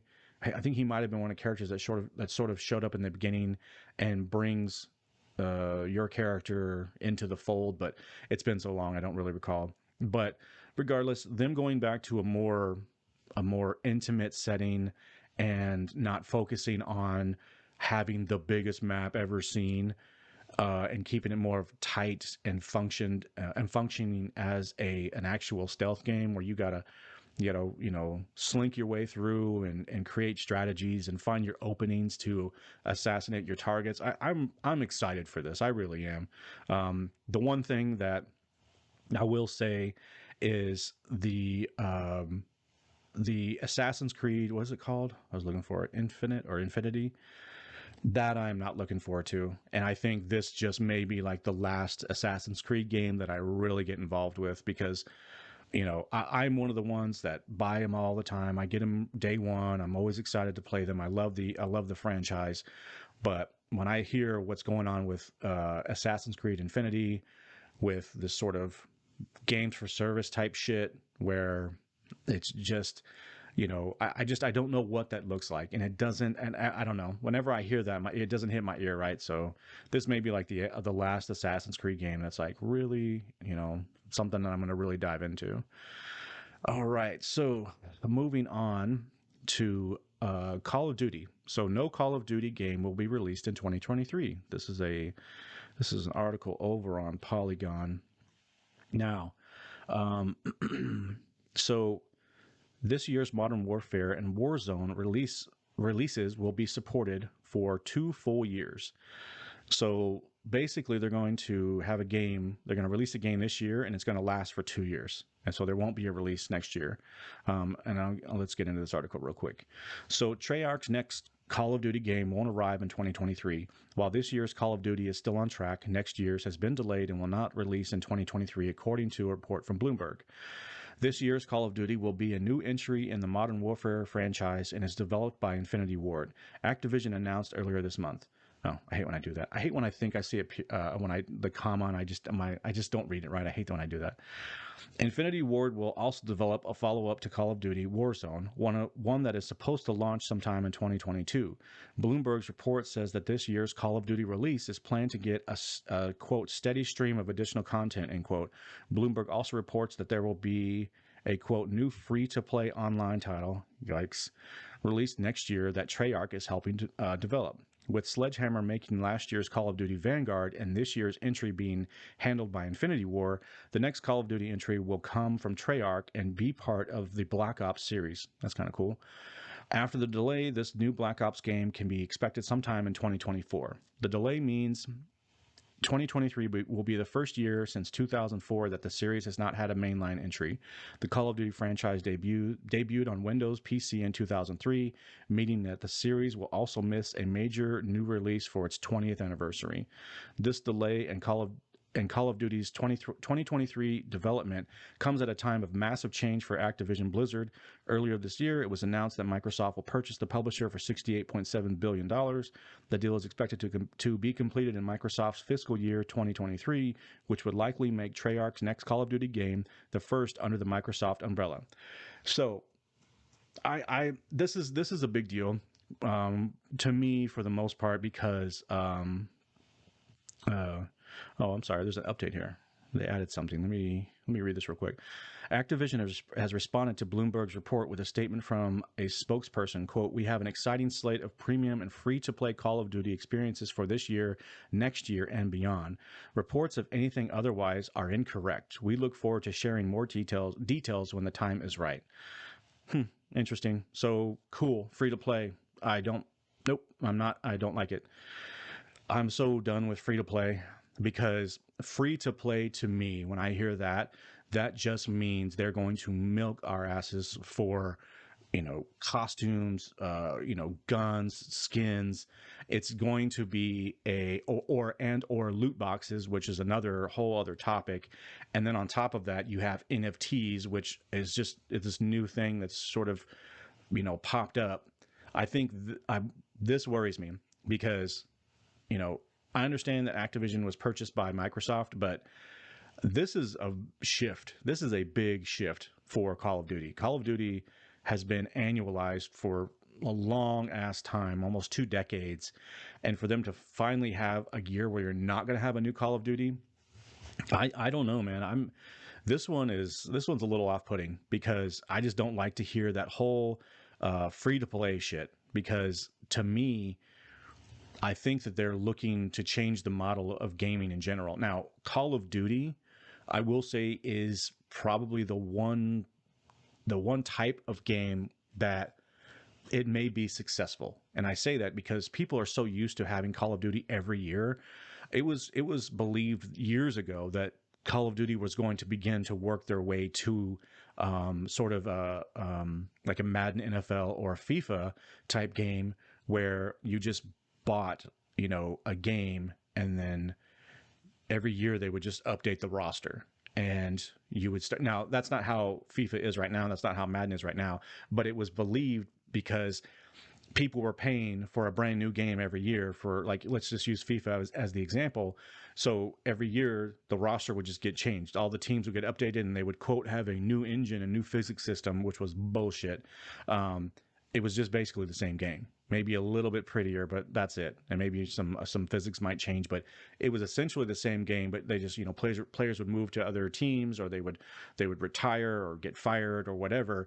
So this was one game that I heard this sort of chatter about this a few years ago, that Call of Duty could be the game to actually try to go free to play, which you just buy one game, you pay whatever $50 or you pay $10 to start, and then you pay $5 a month as a membership fee, which is another profitable thing to do. I don't know. We'll see. This could really change just the way games are played in general, because whether or not you like it, Call of Duty catches heat a lot for, oh, it's the same game every year. It's just another entry, blah, blah, blah. The campaign sucks or whatever. I don't think those are, I think that's right on. I don't have any problem with people's opinion on that. The thing that always got me was, especially like articles, a lot of games media and podcasts that I used to listen to, they would always say, well, Call of Duty, is this the year that Call of Duty is not going to make as much money because there's no real hype about this? I'm not excited for it. I don't really want to play it. I don't know any of my friends who play the game anymore. And then I would read comments and they would be like, oh my God, this idiot's paying for this every year. You guys are wasting your money, blah, blah. And it's like, first of all, don't tell fucking other people how to spend their money. That's not cool. But second of all, it's like, well, then the game would come out and be the number one seller over and over, like month after month. So plenty of people are buying these games. So maybe this isn't a bad idea for this franchise. But man, I don't like free to play, especially with loot boxes, with all the hype or all the problems with loot boxes and NFTs. And I'll do a video. I think I'm gonna take time to just cut a video to sort of break down loot boxes, my understanding, my opinion, and NFTs, which I understand, but it's kind of getting a little crazy and it's so prominent in game news that I'm gonna have to start dipping into it. I'm not gonna do it today though. So that's kind of a big deal. Seeing that happen is a big deal. So now we are moving on to Skull and Bones. So this one, let's see, what was that one? I think there was a screen article. Let me open that up. Skull and Bones. So Skull and Bones was a game developed by, it's supposed to be developed by Ubisoft, and it was, I think, the debut of the like the trailer, the first trailer at E3. I was like 7 years ago. It was a long time. This game has been in development for way too long. Anytime a game sits in development this long, it's never a good sign if you don't know. So it's just so you know, Skull and Bones is like a naval ship combat from like back in the day, like pirate times. And what happened was Assassin's Creed 3 came out, and there was sort of these sort of side quests that you can do where you had your own ship, and you would go out on the high seas, and you'd get into these combat situations with other naval ships, and you're talking about sailboats and shit with like cannons and whatever. And that was the highlight for me, at least, for Assassin's Creed 3. 100% loved it, and I couldn't wait every time, because I would go out and complete the quest, and I was like, oh man, I want to hang out here, I don't want to go back. And then fast forward to Assassin's Creed 4, and they made an entire game based on I can remember like the time era, like the Nassar, Blackbeard, sort of that sort of that era, like the prime of the pirate era, and you played an assassin, and you were involved with all these sort of prominent characters in history, and the whole game was based around naval combat. And you can exit your ship and go to this little base that you unlocked, and you can make your ship more powerful and faster, and upgrade the cannons. And then you could also go into these cities and go complete contracts and get into trouble inside these cities, so you can go on the boat and off the boat. But it was so much fun. That's probably one of the best Assassin's Creed games ever, and I loved that game. It launched with the PS4, which was a long ass time ago. So I was waiting for them to make a sequel to that, and they never did. And I think this is the reason why. So after Assassin's Creed 4 came out and was a big hit, they announced a game called Skull and Bones. And Skull and Bones is it's a more intricate version of the Assassin's Creed from what it looked like based on that one game trailer, where like you had currents that you had to fight, you had different sort of winds, like different sort of storm fronts would roll in and out, and it seemed as though like, oh, they've evolved this sort of gameplay, and it's in the same era, and it looked really cool. But at the time, it was basically, you're always on your ship. You cannot exit your ship. You're on the ship at all times, and that was kind of a turnoff. there have been all types of just rumors and problems going on with this over the years, and everyone's like, "What the hell's going on with Skull and Bones?" To me, it's like I think this is dead. I think I think this is a lost cause. But um, so this article over on Screen Rant, Skull and Bones becomes a multiplayer first amidst delays and uncertainty. The oft-delayed Skull and Bones pirate game from developer Ubisoft Singapore is now being categorized as a multiplayer first experience. So I'm not going to really get into this. Is basically I just covered everything that I. It's the same stuff that I just talked about, but I thought this was interesting because them switching it over to multiplayer.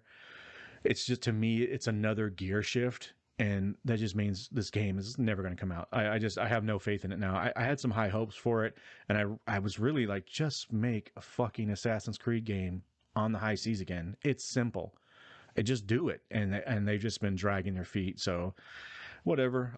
It's kind of a bummer. I would to me, I would rather see, as like I said, Assassin's Creed, but and this just seems like they took an idea, a very successful idea that they had in one franchise, and they're trying to create a whole new one. When and like I said, it's been in development hell for a long ass time. So you got to know. I'm sure they're bleeding money on this project. All right, so where were we here? Moving along.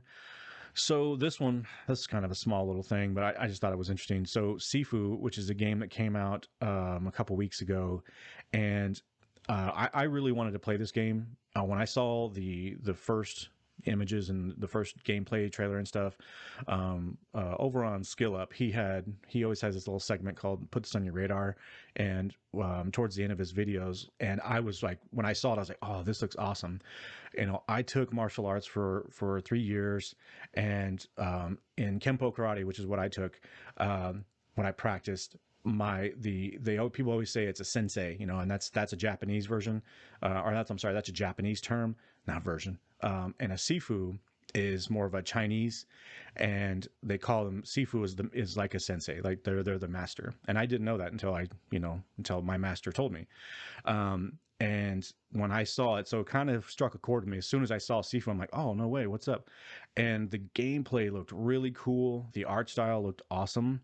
And as soon as I found out it was a roguelike, I checked out. So for the normies, if you're a normie, a roguelike is a type of game that you play through and you get as far as you can get, but you will inevitably die at some point because they will throw a level of difficulty at you that you haven't seen yet. And it's all about patterns and recognizing and memorizing patterns in combat. And once you recognize the pattern, you'll die, then you'll start over and you go play all the way back up to that point, and then you got to try to memorize again, and you could die and you have to go back again. I'm not into those types of games. I don't really care.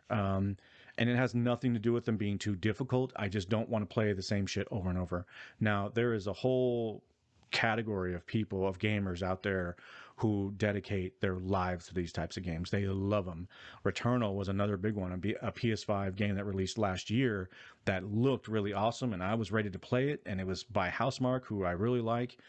Once I found out it was a roguelike, I'm done. I just don't really have any interest in it. Now, these types of games, as I said, are really hard, and typically it's for the hardcore fans who like these types of games, and people who like myself who don't want to play them. It's sort of a blanket statement that, like, if you don't like this game, it's because it's too hard. It's like, that's not the real reason for me, but I understand that a lot of people would play this game if it was easier.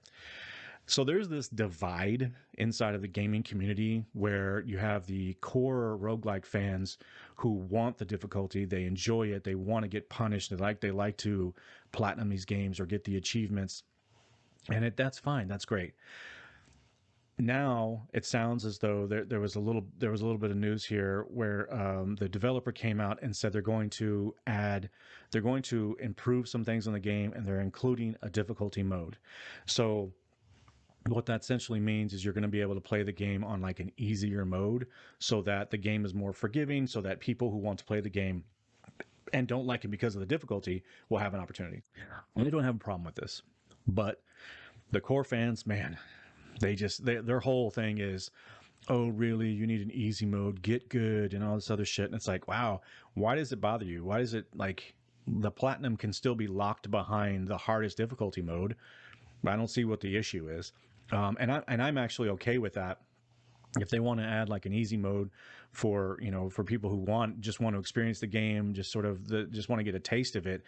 Yeah, you can't get the platinum if you beat the game on easy mode. Let's say you can't get the platinum, and most games, I mean, every game that I can think of right now, that's how it is. Most games, if they have difficulty levels, you have to complete a run through the game on the highest difficulty to achieve a platinum, which is the highest tippy top achievement that you can get, or trophy, if you don't know.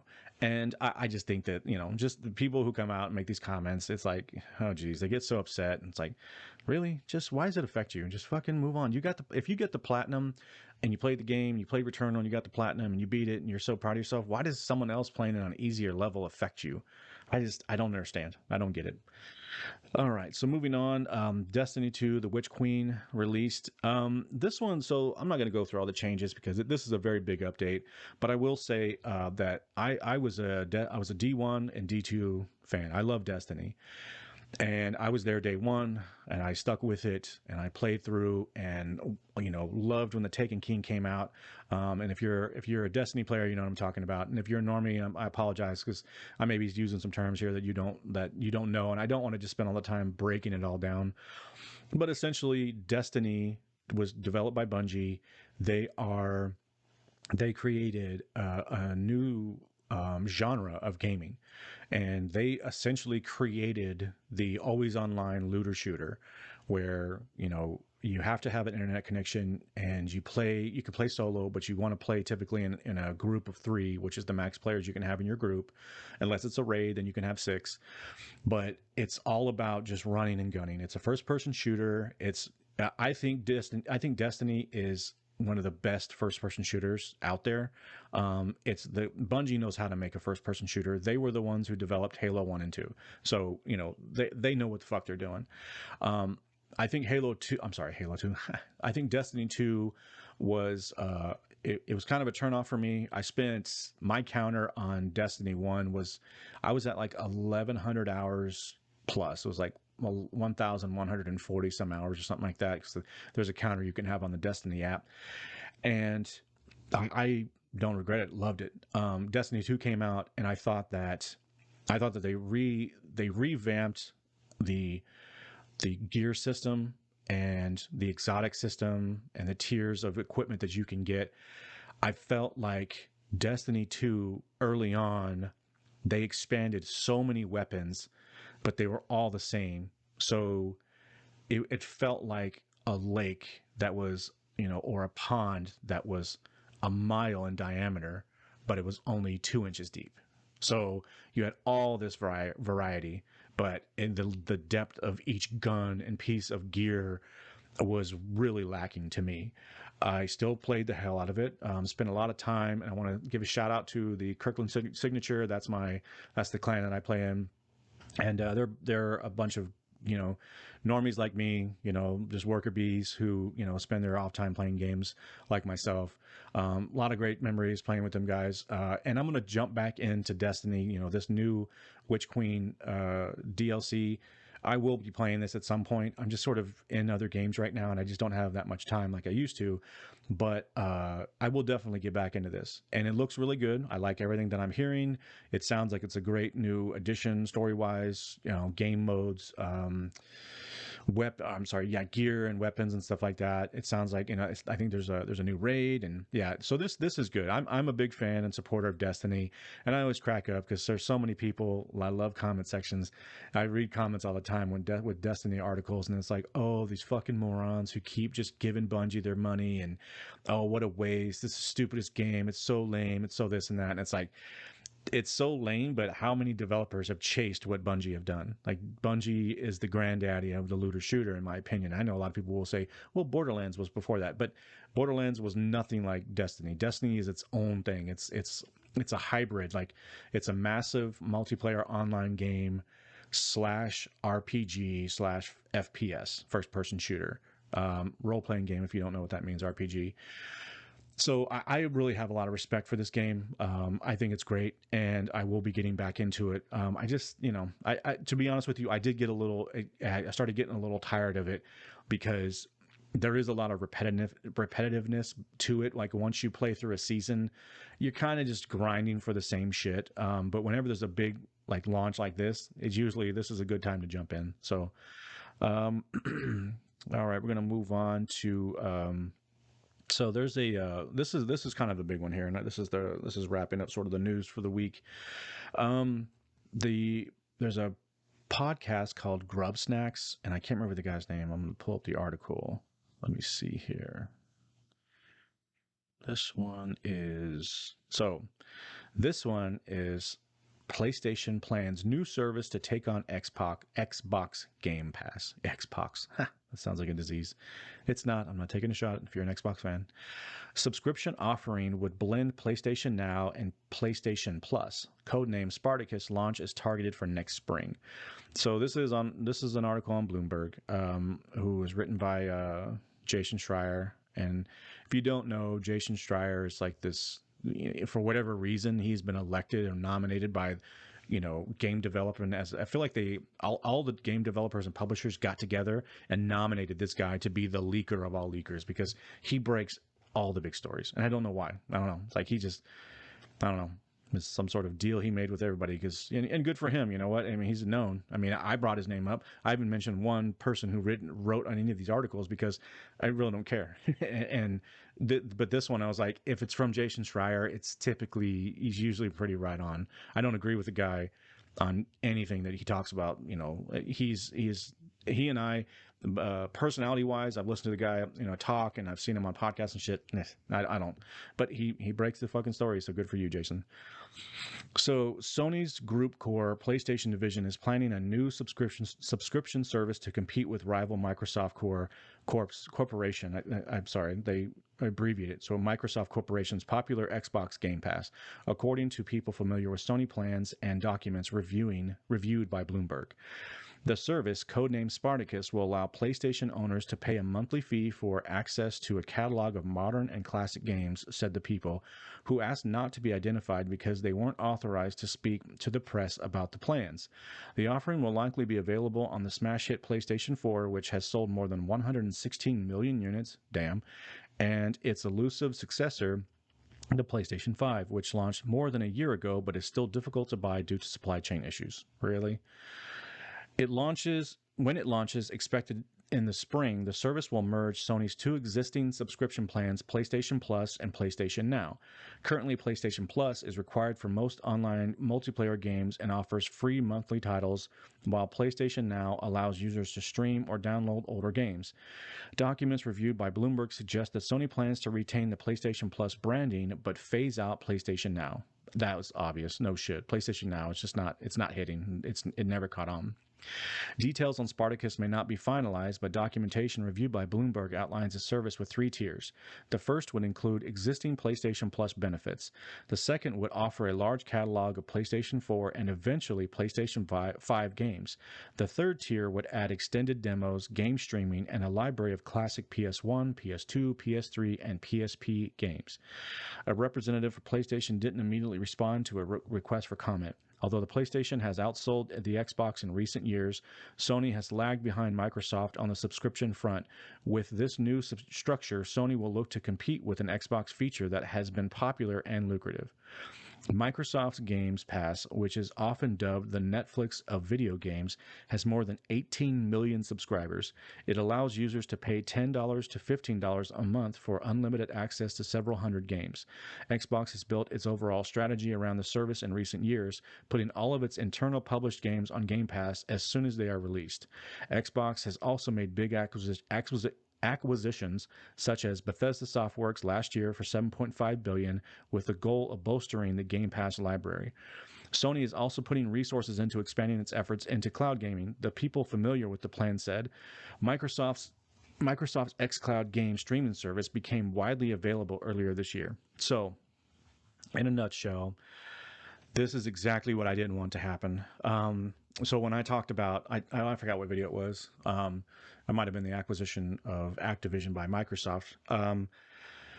I said then, and I'll say now, I'm not a fan of Microsoft. I'm sorry, Sony chasing Microsoft on the subscription front. This Game Pass competitor, I'm not cool with it. I don't want to see games go the route of Netflix and Amazon and Hulu. I just don't. Um, I think that when you look at Netflix right now, in my personal opinion, Netflix is pretty shit. They release new shows, new movies monthly, and out of 50 shows that might be released in one week, or 50 titles that will be released in a week, you might find one that's really good. That's not I don't think that's worth it to me. And furthermore, I don't want to see video games become this. Um, I thought about it some more, and I was thinking this feels like it's going to become the App Store on Apple or Android phones, and you're just there because there are so many games that get dumped onto those the mobile gaming platforms, and it's just flooded now. And I understand this, and I've said this before. These companies are in the business of making money, not art. Um, Mobile gaming makes a fuck ton of money. It just does. There are so many games out there right now that people will pay thousands of dollars to get, um, what do they call them things? XP packs, experience points packs, and things that will speed up the time for research on a new weapon or whatever. There are some mobile games that are just, they're printing money. They're making billions of dollars. And, I don't have a problem with that. I really don't. But console gaming has been, has been what it has for so long. To see it become just a streaming service all of a sudden, and that's where I believe this is going. I really do. I believe this is what's going to happen. I think that Sony and Microsoft and Nintendo will all follow suit. Nintendo might be the outlier because they march to their own drum beat. They do their own thing. They're more they don't do what the other two are doing, and that's kind of been good for them, and I applaud them for what they do. I just think that Sony trying to catch up with Microsoft. Microsoft, they said 100, what did they say, 18 million subscribers. I mean, damn. What does that mean though? Because if you look at a timeline and you look at when Xbox launched the Game Pass, and you look at when was the last time Xbox first person studios had a game of the year. Now, I've told you, and I believe this, a game of the year is kind of a popularity contest in regards to outside bullshit that doesn't have anything to do with the actual goodness of the game. I think there's outside influences that choose a game of the year, and I don't think it's all based on the quality of a game. That's just my opinion. So I don't look at award shows and say like, oh, well, whoever won Best Picture of the Year or Game of the Year, they're special, and obviously it is the best. That's not what I think. Um, but I do think that there is something to be said for games that are highly acclaimed by audiences and by real gamers.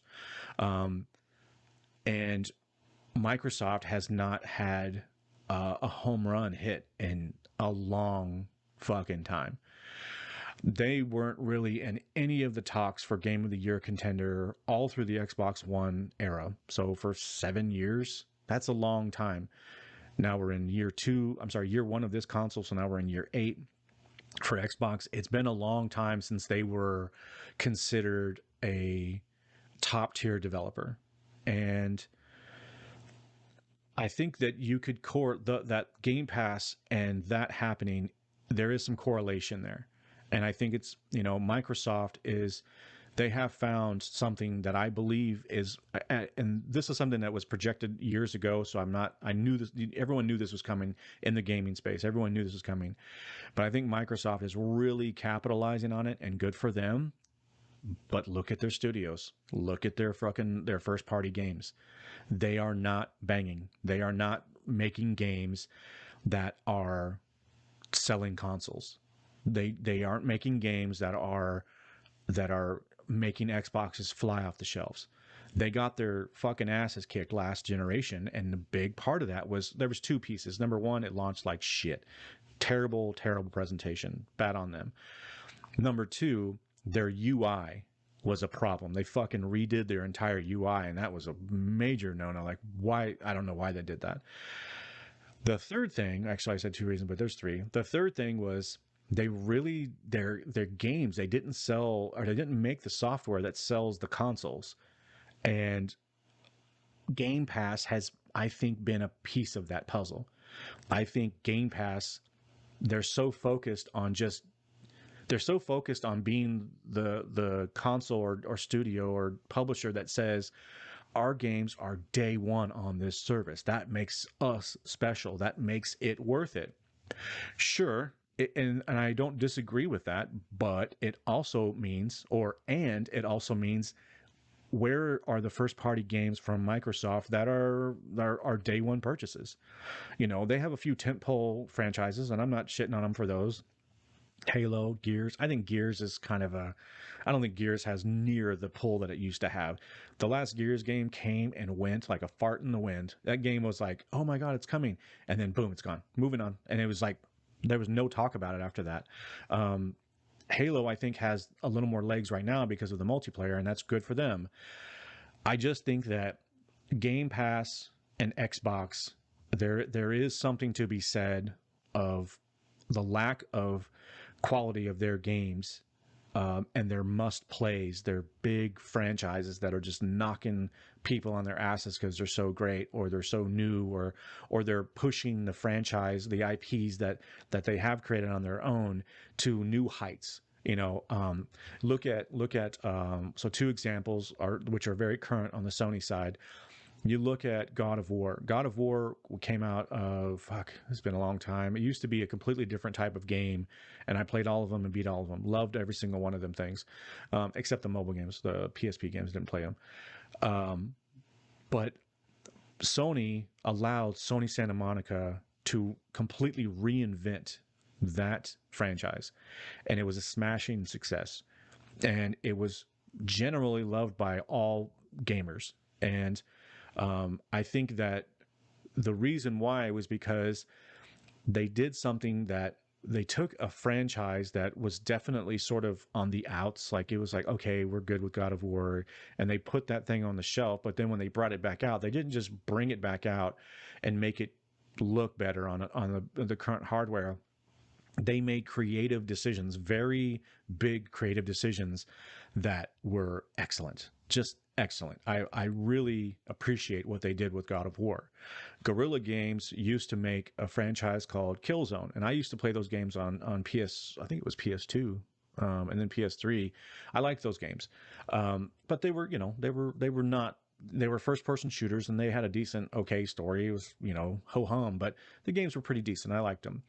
And then when they came out with the last Killzone, which debuted on PS4, it was kind of to a dud, and it looked great. They know how to make a game look pretty, but they just didn't have the story down. Then they took a complete break and they came out with Horizon Zero Dawn. I have my complaints about the game, I'm going to talk about some more complaints today in regards to Forbidden West, but love it or hate it, they completely changed gears from making first person on the rails type games where you go from point A to point B every mission to really creating a really rich environment for an open world game. And good for them. A part of that though is because Sony gave them the freedom, the creative freedom to just make what they wanted to make. And Sony has done a great job of just supporting and nurturing studios financially and giving them what they need and the space they need to work at their pace and finish games. And they come out, for the most part, complete and ready to go, and they are well received amongst most gamers. I think that Microsoft is going the complete opposite direction. I think they are going like the way of the Walmart, where it's just like, come here because you can buy fucking anything. You can buy anything you want for your house. You can fill an entire house, furnish your entire house, stock all the shelves, pictures, furniture, yard art. They have everything, and that's kind of what I feel like Netflix is. It's the jack of all trades, master of none. I don't. There are no big franchises coming out or I'm sorry, streaming series that come out on Netflix nowadays that are fucking just must watches. They just don't do it anymore. And I think most people go to Netflix because they're watching the older shows that release on Netflix. That's just my opinion. But I mean, I've gone to Netflix a couple of times and it's like garbage, garbage, garbage, garbage, garbage. And I'm like, oh, look, it's an old show. Oh, God, what was the one I was on there the other day, and I forgot what it was. I saw it and I was like, oh man, like Mad Men. Mad Men was a show. It's not on there anymore, but they had a contract for Mad Men, and Normie wife and I loved Mad Men. Never watched it on AMC, so it was brand new to us, and we streamed the whole thing. That show came out years ago, and we would rather watch quality shit from years ago versus the new crap that's coming out right now. So I think that Microsoft doing what they've done with the Xbox and doing what they've done with Game Pass, I think it can go one of two ways. And I'm not happy with where it's at right now. And you may hear me say that and just say, "Oh, you're a Sony pony, just hating." No, because I think Sony's fucking making the same mistake. I think them chasing this dream is a bad idea for gaming. And I could be wrong. In 5 years, 10 years, if I'm still alive and if I'm still on this channel, maybe I'll be on here saying, "Man, I was so wrong. Fucking Game Pass is amazing," and PlayStation Game Pass is amazing as well. I couldn't see it any other way. That could happen. I just don't think this is a good idea. And I think that the tiered plan is, I think it's smart of them because PlayStation Plus is a good service, and PlayStation Plus was a kick-ass service versus what Microsoft was doing at first. They were giving free games. Smaller developed studios were coming out and debuting their games. Look at Rocket League. Rocket League is a fucking like a world phenomenon. Everyone knows if you're a gamer. If you're a normie, you don't like me. I'm a normie, but gaming is a little more a thing. But if you're a normie, if you've never heard of Rocket League, that game debuted on PlayStation Plus, and it was free. And that game is massive now. Fortnite debuted on PlayStation Plus and is now everyone, even normies, know what Fortnite is.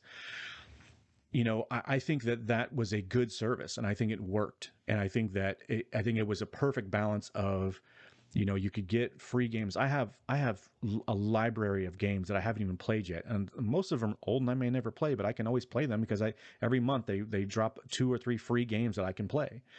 Some of them are current that are just 2 or 3 months old that came out earlier that year. So it's still current shit that I want to play. It's got the latest graphics, the latest sounds. It's got, 4 or 5 or 10 updates by then. So now it's really polished. But with Game Pass, it's completely different. Game Pass is just like, they're just throwing everything. They're throwing the entire house at it. And I don't know. I think there is a correlation between the lack of hits that Microsoft has put out on Xbox. I think there's a definite correlation to Game Pass, and I don't know. I knew this was coming. Everyone knew that PlayStation was going to have to respond, and I do think, and I'll say this, and I said this before, Game Pass is a fantastic, phenomenal gain for gamers in terms of finances. Like financially, it's a win. Creatively, that's debatable, and that's kind of where I stand. So, anyways, I'll leave it at that. That'll be wrapping up for the news. Let's see. So, I want to catch up on just a couple of things. So, I am playing Horizon Forbidden West. I want to talk a little bit about. There's a couple of articles real quick that I want to touch on first. So, there's an article from Push Square about updates for the game to fix bugs. I'm not going to get into it. That gets a little boring to me. Like, even when I went back and listened to some of the shit I did last week, I was like, I'm not going to read like line after line. It was getting kind of boring even for me. So I apologize if I was boring you last week with some of the, specifically the Cyberpunk updates. The other piece of news, and if you want to check that out, go to Push Square, check out their article. It tells you gives you a little more details on the update. But the one article that I do want to talk about is the, so this is over on Gamer Rant. and it's titled "Horizon Forbidden West is Getting Review Bombed." So I'm going to read this article for you, and then I want to give my thoughts on this because this shit was interesting. Horizon Forbidden West is the first major PlayStation exclusive game release of 2022 and is so far one of the best reviewed games of the year. Horizon Forbidden West has earned widespread acclaim from critics with praise for its graphics, gameplay, story, and more. On Metacritic, Horizon Forbidden West currently enjoys a respectable 88 critic rating for the PlayStation 5 version, but the user scores are telling a different story. Professional Horizon Forbidden West reviews. Really? Fucking professional? Okay, okay. I'm going to touch on that too. Fucking professional Horizon Forbidden West reviews. Yeah, yeah, you guys are pros. Have been mostly positive, but there has been a flood of negative user reviews aimed at both the PS4 and PS5 versions of the game. Right now, the PS5 version has an 8.0 user score, which is not bad by any stretch of the imagination, but it seems that the review bombing has just started in earnest, with the game having 720 negative reviews at the time of this writing and counting, many of which consist of users giving it a 0 out of 10 and a 1 out of 10. 1 out of 10. Uh, where was it at? I thought there was a little bit more here. Here we go. The PS4 version of Horizon Forbidden West is getting less attention, but is still being review bombed. At the time of this writing, the PS4 version of Horizon Forbidden West has a 6.6 user score with 160 negative reviews, many of which are zeros and ones, just like the PS5 version of the game. Of course, it's highly unlikely that the people giving Horizon Forbidden West such low review scores are doing so in good faith, though they do provide, quote, reasons for why they're trying to lower its user score. Some users cite Horizon Forbidden West bugs, describing the game as, quote, very buggy. Bizarrely, some of the user reviews even take aim at Horizon Forbidden West graphics, which are otherwise pretty universally accepted to be excellent. Others make their intentions clearer, criticizing Horizon Forbidden West protagonist Aloy for having a, quote, beard, and slamming the game for its fully filthy woke ideology. One user review states, I've made the mistake to buy the first one. I won't do the same again, seeing it has not changed direction and still focuses on being politically correct, end quote. Metacritic has tried to combat review bombing, instituting a 36-hour waiting period before users could submit the reviews for any new game release. Unfortunately, this change does not seem to have curbed review bombing in the way that Metacritic may have wanted, as disingenuous people are still able to flood a game's page with zeros and ones in an effort to drag its user score down. On the flip side of the coin, some may argue that there are people who may be giving Horizon Forbidden West tens in an attempt to keep its user score artificially high. Regardless of user reviews on either end of the spectrum, fans of the series can now jump into Horizon Forbidden West's massive open world and come up with their own opinion of the game.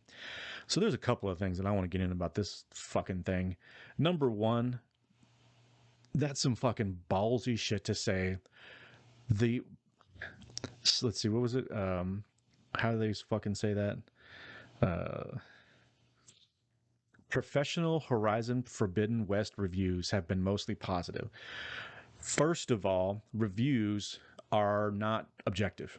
None of them are. Neither are mine are not. Yours are not. It's subjective. It's a fucking review. It's an opinion. And just because media says something's great and all of media says something's great doesn't mean shit. That just means that all media is in lockstep together. Fucking who cares? I question that in general. So I really, one of the reasons I stepped away from all these sites that I'm pulling these articles from, and this one in particular, I read this article and I was like, whoa, this is the shit. This is part of the reason why I stay away from this type of stuff, and I have avoided it for years. I mean, it's been years since I've clicked on any of these sites, and I'm being 100% honest. I have zero interest in this fucking opinion shit. Like, but as I said before, I do have to put that aside and at least see what the news is, because there's numbers, there's statistics and things that I do want to talk about that I think is important to the normies. So I think, excuse me, I think that media has been exposed and gaming media in particular has really been exposed. There have been plenty of examples, and I'm not going to go around just throwing all these different sites on the bus and citing examples, but it's happened. There is plenty of reviewers out there who legitimately throw in their political fucking opinion into their review, and that's part of the reason why they like or dislike a game. And one of the last review articles or reviews that I watched, it was from IGN many years ago, and it was on a game. And I was like, it was the last time, and that was it was like 5, 6 years ago. And they said that they're tired of playing video games as a gruff white dude. How many games do we have to play with white men as the lead? Wow. Wow. That's fucking pretty blatant sexist and racist, is it not? I mean, I was like, okay, there's a different way to handle that argument, I'm not saying that okay, yeah, there is a lot of male protagonists. Okay, that's fine. It was just like that was a part of the review score. That review score for that game got dinged because of those two things, and that was when that's when I really took a look at the mirror and I was like, wait a minute. I feel like I'm being sort of programmed with the like and like here. And I really started asking myself questions like, I can't, that hit me wrong. I didn't like it. And then another article came out about another game, and it was, it was all political, and it was about this is a time for healing, and this game came at the right time. But it was also because the developer came out and made some political statements that this person like openly said they applauded. So it was like, wow, this is some bullshit. It's not about the game. It's not about whether a game is good or not. And I'm okay with people, reviewers, citing how games make them feel. I do it when I talk about games. When I talk about games that I had great experiences with, a lot of it's because I had a great feeling with that game. It ended on such a high or such a low that I couldn't wait for the next game, or it pissed me off. It made me angry. Because the story was this villain, whatever. I couldn't wait for them to fucking get their comeuppance. That is one thing, but to openly say that reviews are and I hate the fact that review sites, they hide behind this is just a person's opinion. It's like, okay, that's fine, but your opinion about how you feel about political climates or how you feel about some other bullshit that has nothing to do with the actual game, you're working it in so that you can either hate it or love it.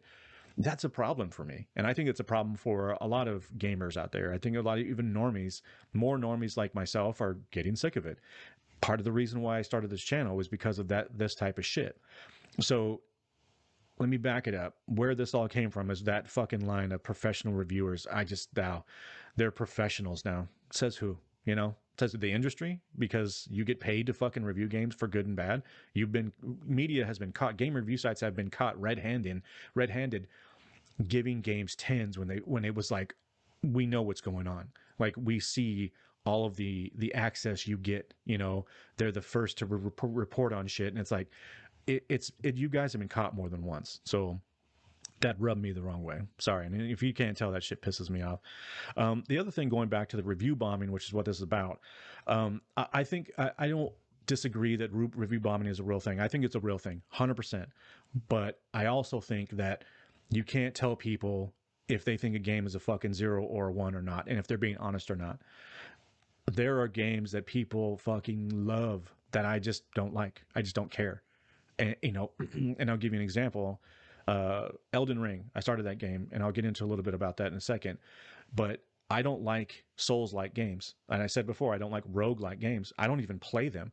Now, because I may play Sifu or Returnal, and I might feel like this game sucks, and I don't like it. And the reason why I don't like it is because I don't like the gameplay type. You may not like first-person shooters. That's fine.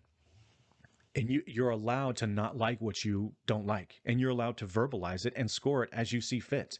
That's one of the biggest gripes that I have with this whole article and the review bombing topic in general.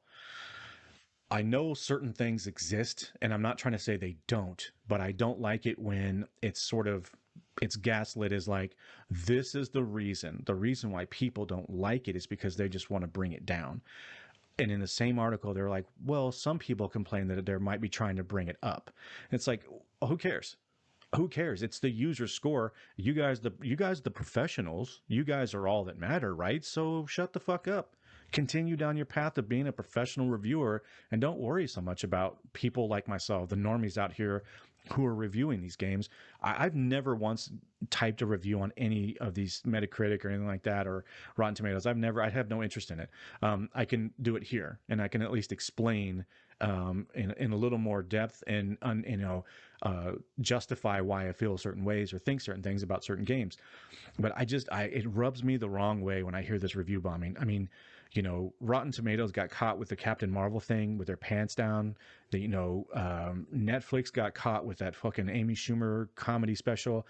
They're changing metrics so that people that really don't like certain things don't have a voice. That's what I see. That's how I see. That's how I take it.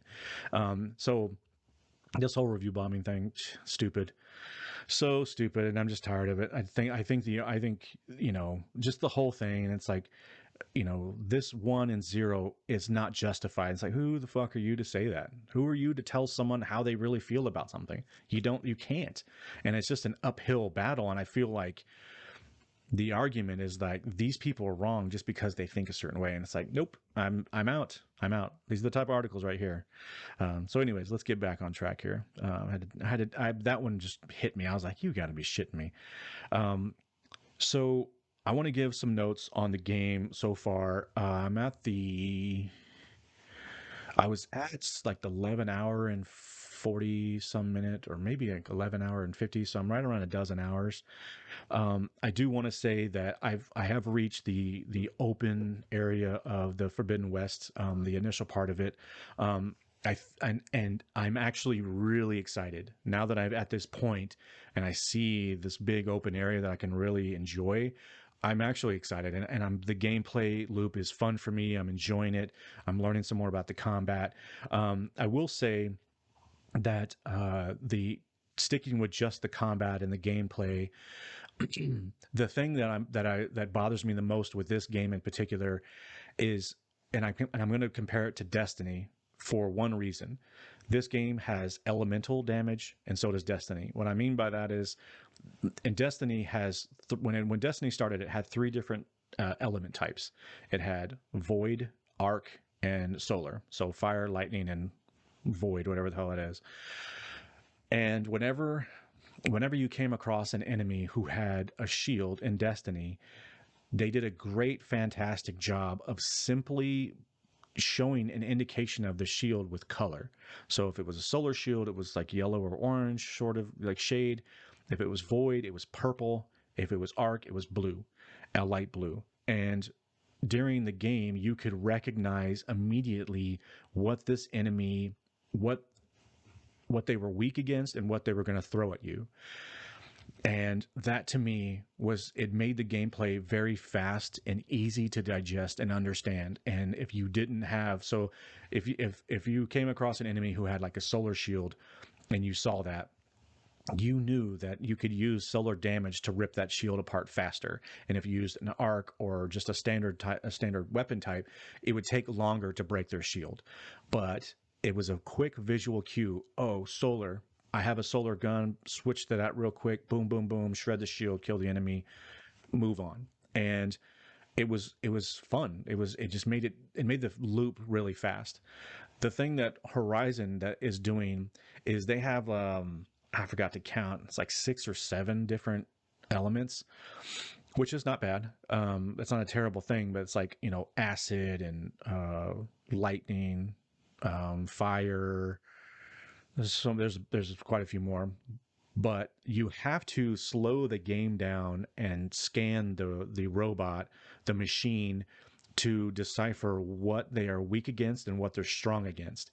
And it kind of takes the sails it takes the wind out of the sails of the pace, because, and I'm sure the more I play, the more I will see the same machine and I'll just get used to, oh, that machine is weak against and is strong against. But there's just so many elements, and there's a few different, I'm sure there's tons more enemies out there. But when you're in a crowd it's like, oh shit, what I need to use, and it's got to slow down the time, which it's a little function where you can slow time down.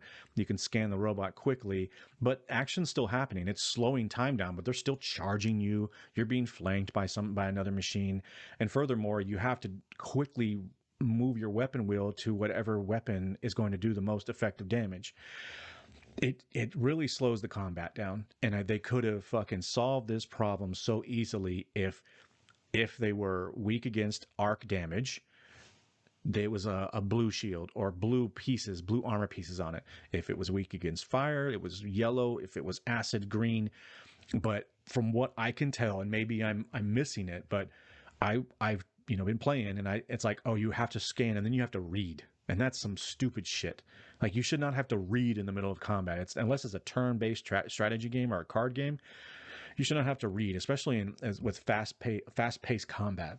And I think this hurts the game. I really do. Um, Again, it's not shit. It's not. I'm not hating on it. I don't think it's terrible, but it is one thing that slows me down. And I've died a couple of times for that exact reason. Where I'm like, oh, what is this one again? I think it's fire. And it's like, oh shit, And there's so many things that the game doesn't do a well enough job teaching you. It's all stuffed in this notebook. So I go back and I read the notebook, and I've gone back and read it, and I'm like, oh, I didn't know that. No wonder I didn't have that much effect on this type of enemy. And I just wish they did a better job of getting the information to the player. And maybe I'm just old. My brain doesn't move as fast as young people. And you might be a young normie out there and be like, yo, man, I didn't have any problems. That shit works fast for me, and that's good. Enjoy your youth, because it's time just keeps on ticking. But that was one thing that really stuck out to me. But other than that, the combat itself is fun. I do enjoy it once I get into the flow. The other thing that I kind of like, it's a little overwhelming, is like, Jesus, there's a lot of weapons. There is a lot of weapons, and they just dump them on you. And there's like plenty of empty slots where I know more weapons are coming. I'm not sure how I feel about that, because you have to have the right weapon specific, and the right element type for certain enemies if you want them to fall faster. And it's just one more thing you got to stop and think about. And it's just, I wish that gameplay was a little bit tighter and cleaner. So that was one thing that stuck out to me. Let's see here. What was the other thing I saw in here? I've got my notes. Forgot to type them on my computer. Oh, so the mounts. So you can unlock these mounts, and you can ride the robots around as like a horse. And they get hung up. At least the mount that I've unlocked and that I'm using, it gets hung up randomly on the terrain. You can fast travel, and fast travel is fucking amazing. Good on Gorilla and using the PlayStation hardware. When you fast travel, when you load the game up in like seconds. It's very fast. When you fast travel, 3 seconds or less is how long it takes, which we're finally at that point. Fast travel to me was always sort of annoying, because it was like ironic that, oh, I just want to fast travel to this one location, and it was like 35, 45 seconds later, you'd be fast travel to it. And I was like, while you're sitting there on your phone waiting for the screen to load, you're reading hints and shit that they started putting on there. And it's like, man, I just, fast travel was always kind of a bitch. Now on this, it's very fast and it's very cool. And I like that. But when you're on your steed and you're running around, it sucks, because you'll be on the trail, you'll be on a path, not like sort of cutting through a field or going over some rocks, and the machine will just stop dead in its tracks. Like, if the terrain sort of goes up or down in any way, I'll just be full speed, and it just stops. And I'm like, what the hell's going on? And it's like, and you kind of wiggle the stick back and forth, and then the steed will kind of veer left and right and then start moving again. So buggy, like I said before, I think traveling over the terrain is still kind of, it's hit or miss. Let's see. The other thing too, and there's two things I want to talk about, and this one's probably going to piss some people off. Number one, which is probably not that big of a deal, I think the costumes are goofy. Aloy looks cool, and everyone else, that for the most part, their costumes look really weird. Like, they're not cool. They just don't look good to me. And I think the characters, I'm starting to see a pattern of the type of character who is typically a bad guy, who is typically a good person. And it's a little, I can kind of see a pattern here. but I think the costumes are like, at first I was like, oh, it's kind of interesting, kind of neat. Now the further along we get, I'm like, God, these are dumb. And the characters that I'm meeting, there's been one character, actually two like sort of memorable characters, but I just met one character who I thought was really cool and delivered. The dialogue was really good, and the story that this person was telling me, it was great, and it really got me invested in this character. I liked this character. So but you meet so many characters, and is one out of all these other characters, out of like 8 or 9 characters, there's only one that stuck out. So the characters are kind of boring, they're kind of bland, they're kind of, the dialogue's kind of cheesy. And now that I'm talking to more people, I'm like, this is kind of stupid. It's just, it's a bunch of yada yada yada, talking about, local shit. I don't know, just boring. And the characters are just boring. The way they look, the graphics wise, man, they look awesome. They look really cool. There's a little bit of the lip syncing where their mouths move not in the same tempo as the words they're saying. That happens here and there, but that's whatever. It's not a big deal. But I think the graphics look amazing. Love it. Uh, the one thing that is rubbing me the wrong way, and the more that I have, Aloy, the character that I'm controlling, she is fucking annoying. She's a wet rag. She is just sort of this sourpuss, irritated all the time, and she's inconsistent. And it's like every time she talks to someone, she's always gasping, like, I guess I gotta take care of this, and let me guess, what do they do now? And it's like, wow, you're kind of being a bitch about it. Like, just can you be a little more excited? And based on where we are in this game versus where you were in the first game you save the world. Essentially you save Meridian, the land that she's from. And the end of this game, going into it, right at the beginning, little baby spoiler here, I'm not going to spoil any story beats, but just people, the way they talk to her, they call her the savior of Meridian, and she's acting very modest about it, like, please don't call me that, just my name's Aloy and blah blah blah. And it's like, okay, I get that, that's cool. She's a modest chick. I like that. And then it's like, now she's getting to the point where if anybody gives her any sort of pushback, then she's like, I'm the savior of Meridian, and she like walks through people and kind of shoulder checks them and shit. And like, geez, being kind of a bitch about it. And I thought you didn't want to be called that. And then turns literally. So this actually happened.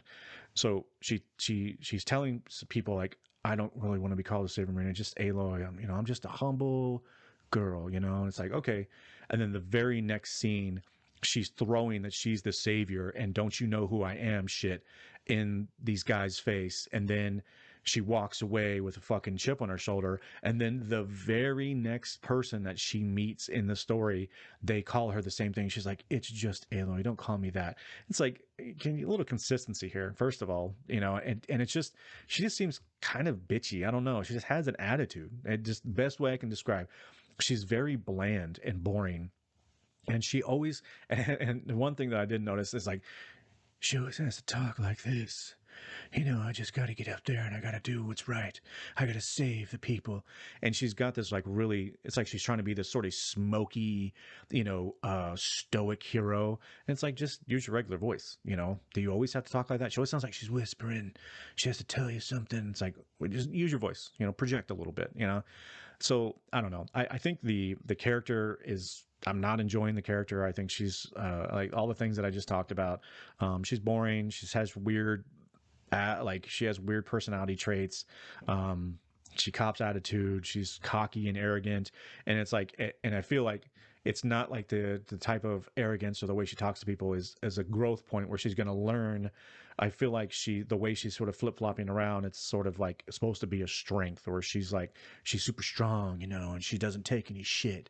And it's like, well, that's cool. I don't mind that. Just go all in, be that way all the time. But no, and then she's like, oh, please, I'm just a person. Don't fucking, and it's like, well, are you or are you not? So just inconsistent. I don't like it.